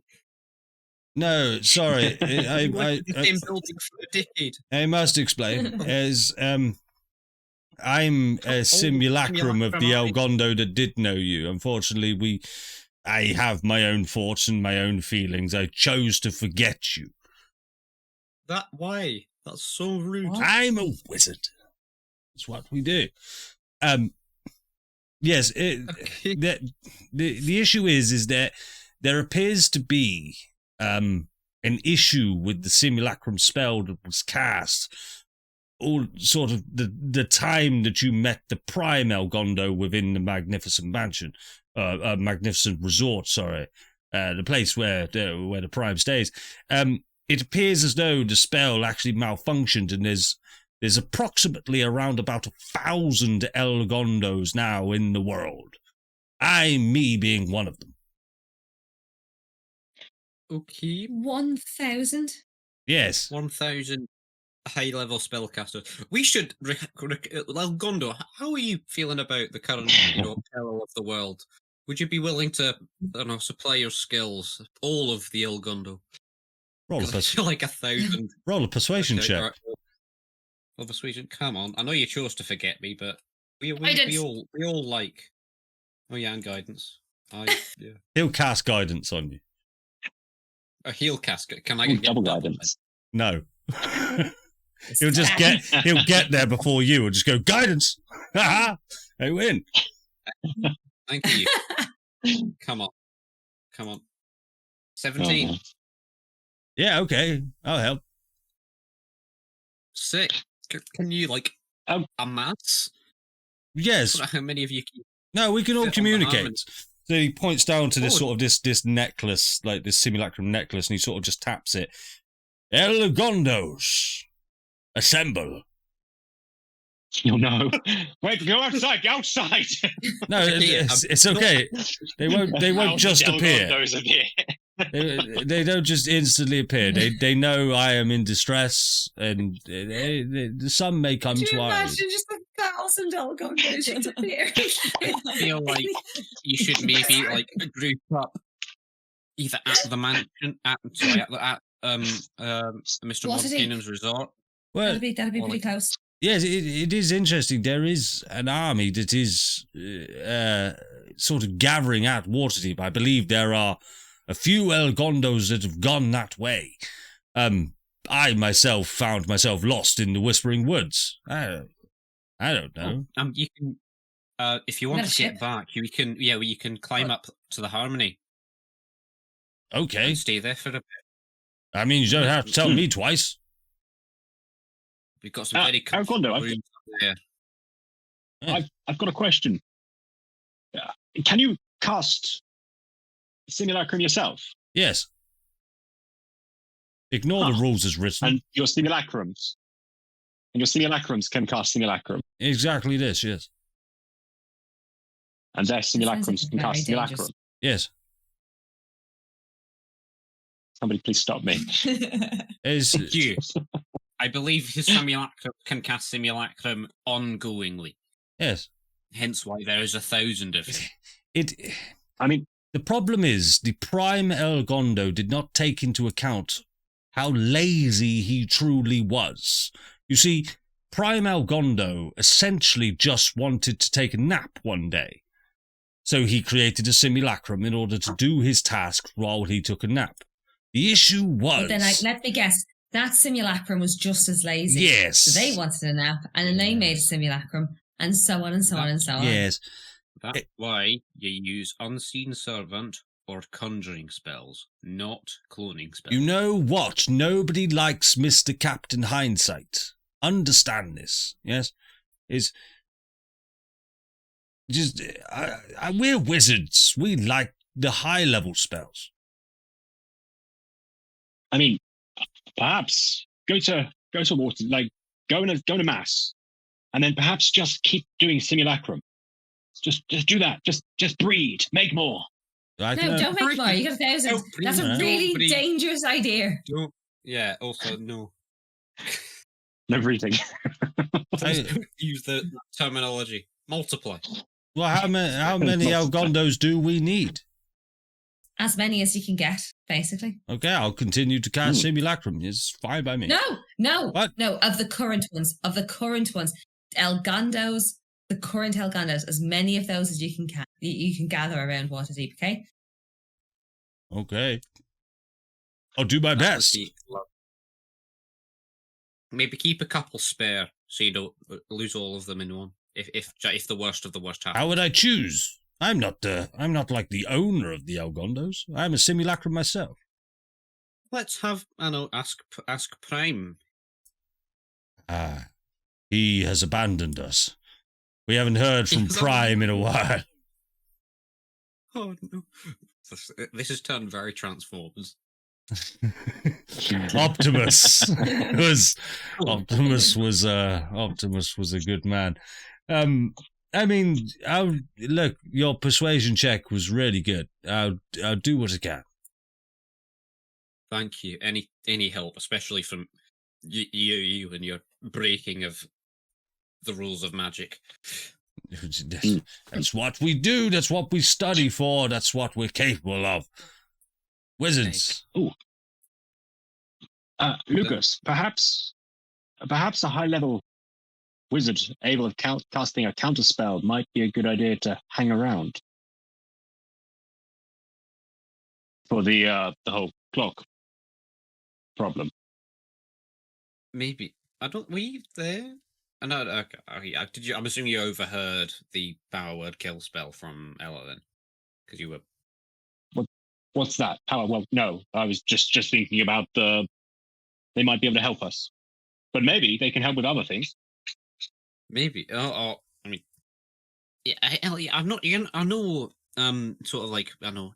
Curses aren't really your forte, Elgondo. No. But I've got I'll like pull up the glove. Like I've been branded for a duel with a devil. Golly, that looks nasty. You need a cleric. What? I'll turn to you. No, like, there's cleric. Well, there are loads of clerics around here, right? You? Those the bad. Let's not go to those clerics. The only thing I know about them is they started killing them. I mean, a bad cleric, a good cleric. They're all clerics. regardless What's of up their with that alignments, they may be able to Yes. help you in some form or fashion. You know, if they're Awesome. bad, maybe just threaten them with death. Sure. That's in the eyes of the divine law. I will threaten them with death. Yes. You would do well to... Galgondo, you are also wise. You know, learned. no, I am the magnificent. The wise is my cousin, Eldritch. Canon. Oh, Wait, No, is it's not. Eldritch Eldritch? That's It's like the clan name, L. yeah. So yeah, I mean, I was going to end the session at clicking the kettle on, but is there anything anyone else would like to do? We all good? I kind of did want to. I wanted to do something, but I might wait till next session. Go I can for bring it. over a tray of tea. Yeah, go for it now if you want, mate. As Hugh can have brings some over a biscuits. tray of tea. Do you have any biscuits? They're probably stale if you've not been in this house for 7 years. But do you have any biscuits? Guys. We got rations one day, that'll do. And you'll see Algondo Oh, yeah. pulls out a biscuit and he just goes, "Oh, these are stale? I've had like all of them." I feel like you should go. Don't worry, you're made of ice. I feel like you should go go to the Harmony Algondo. All right. I assume there's beds there. Goodbye. Oh, very, very comfortable. Avoid the ones covered in sick. Bye. Bye. Bye-bye. I love wizards. I'm a wizard.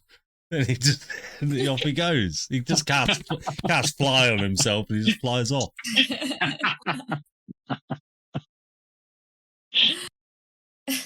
Yeah, Julius, what you up to?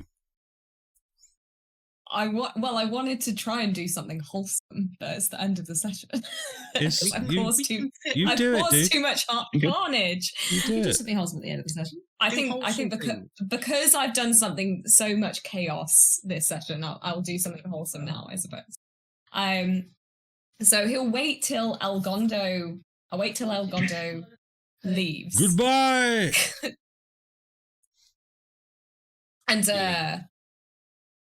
And I'll kind of well, he'll wait for the tea to go down, and then he'll go and he'll take a seat. I don't know where Lugus is. Take a seat next to Lugus, who I'm presuming is still pretty down, and he'll be like, "Hey, Lugus, look, come. I want to show you something. It's nothing bad. It's a dick pic. It's a dick pic. Check this out." What I like is that in this like space, you've got to draw it. So it's like Yeah, you have to like literally draw it. Minor I'm good illusion. at I'm good at drawing though. I'm good at performance. I'd be like, Hugh, this kind of come here. I wanna show you guys something. I will He'll take out his little leather book, and you'll see him kind of open it, and then very, very quickly flick past a lot of stuff that looks like shit poetry. Like very, very quickly flick through all of that kind of crap. And he'll open it up, and there's a picture of like a young woman, I'll guess, who looks kind of to be like kind of in her late teens, like approaching early adulthood. And he'd be like, "This is my I realize I haven't given you guys, this is my sister, Jane. She could read before she could walk. She's amazing, and she wants to go to one of these like these universities, you know. And I think if she could get there, she would really make something of herself. The university's like really fucking expensive. And he'll flick through, and there'll be a couple of pictures of like kind of younger kids, and they all kind of bear some resemblance to him. And he'd be like, "These the twins, Thea, they're more insane than I am, and this is Cass." And he'll go through, and there's like I can't even remember how many. There's like 11 pictures. And then on the last one, it's like a little girl who looks very, very much like him. And she's got kind of like a cheeky smile. And he'll be like, and this is Amelie. Well, Amy, she's a big girl now. So it's reminding me, this is my kid. And Oh. I know, big feel. They were in Baldur's Gate when we were there, and you guys saved. I mean, I saved them, but the only reason I saved them was because Lugus, you cared enough about me to break your promise to me. It sounds really counterintuitive, but it came from a really good place. And I know that was hard for you. And Hugh fucked you over so badly. You still cut Juliet in half. And the reason I didn't tell you guys is because I've never trusted my family with anyone else but me.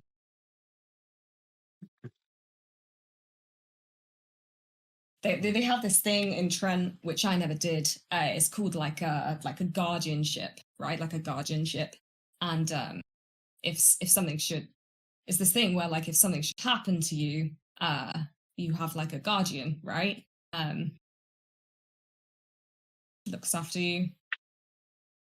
Already had one, but I was wondering if maybe Lugus, who you would consider maybe being Amy's guardians, if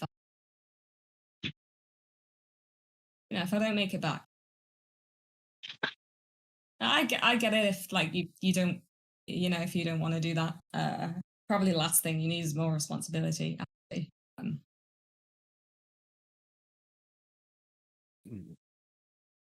He's gonna start crying pretty fast. just loving. Julius, of course I will. I'll just I'll end up in the soup bowl. Soup bowl. The soup bowl. In the soup bowl. I was like, can't believe you trust me with something so precious. Okay. You're gonna give you a hug. Looks nervously at Lugus. Oh. Oh. Feel like I should end on a cliffhanger. Lugus, say something.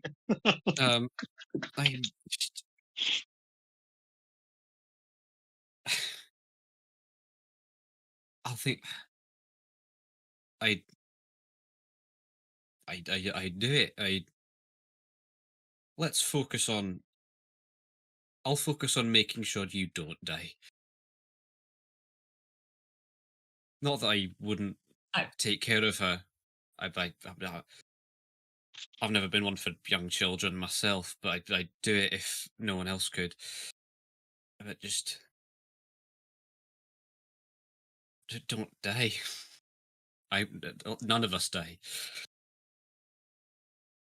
We're not gonna die. Look at us. We're fucking awesome. I know. I'm aware. I just don't let this. Thank you for showcasing, and of course, I agree. I'll try my damnedest. I mean, I think we have to focus more on the you not first. I'll be fine. Ella's very encouraging words, really, sort of like she boosted me up quite well yesterday, and then sort of shot me down this morning.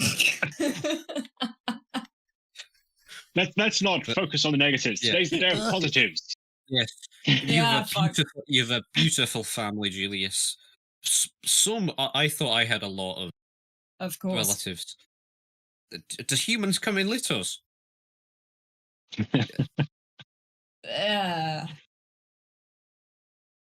There's a lack of there's a lack of basic healthcare, Trent. Oh. Perspectives aren't very. Yeah. I see. It's like the cats. It's anyway, They're beautiful. I'd love to meet them. Can I? Yeah, would you I trust regret saying Hugh to? Would you trust Hugh to study the pictures, to flip through the notebook? Yeah. Yes. Yes. Quickly flip the ship out. No. Well, not on purpose. Whether I saw any snippets, I don't know. Well, yeah, I mean, it's up to you, Hugh. yeah, Kate. I'm not going to read it out. No, I know you're not. I'm not going to make you. Like you start seeing the beginnings of like limericks. Like there once was a man from Trent who was struggling to say his rent. Like, you're closer than you think. But I suppose, Julius, just as a taste of something, like, could you just sort of just describe just maybe one thing that Hugh will see? Because I just want to make it kind of apparent to Darren that wasn't just an off comment, that there's some poetry in that book. There's actual poetry, right? So there's actual stuff in this book. Okay. So yeah, it depends on what Hugh would do. Whether he would be having a cursory glance, whether he would actually read any of it. Like, if you will read any of it, I'll send it. I'll send it to you. I think I would. There's lots of pictures. It's mad. It's mad. Sort of. There's like a lot of scribbles. It's someone with like a very creative, chaotic mind, and it's like all of that outpours. You see as well. There's pictures of you guys in there. Yeah, really creative but severely ADHD person, and that's basically what you've got. So what Hugh's doing, he's admiring he wants the pretty pictures. But if I came to the end of the pictures and there was a poem, I would read the first poem that was there at the end of the pictures. I'll send it. And then be like, probably should have read that. I'll close that and put that back down. Yeah, that's it. That was my wholesome moment, sorry. I wanted to repair things. No, fantastic. And that's where we will go and end tonight's session.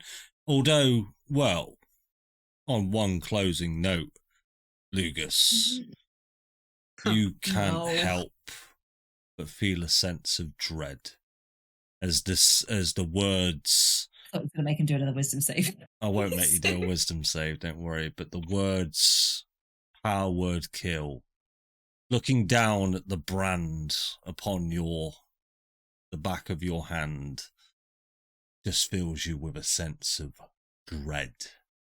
And that's where we'll end our session.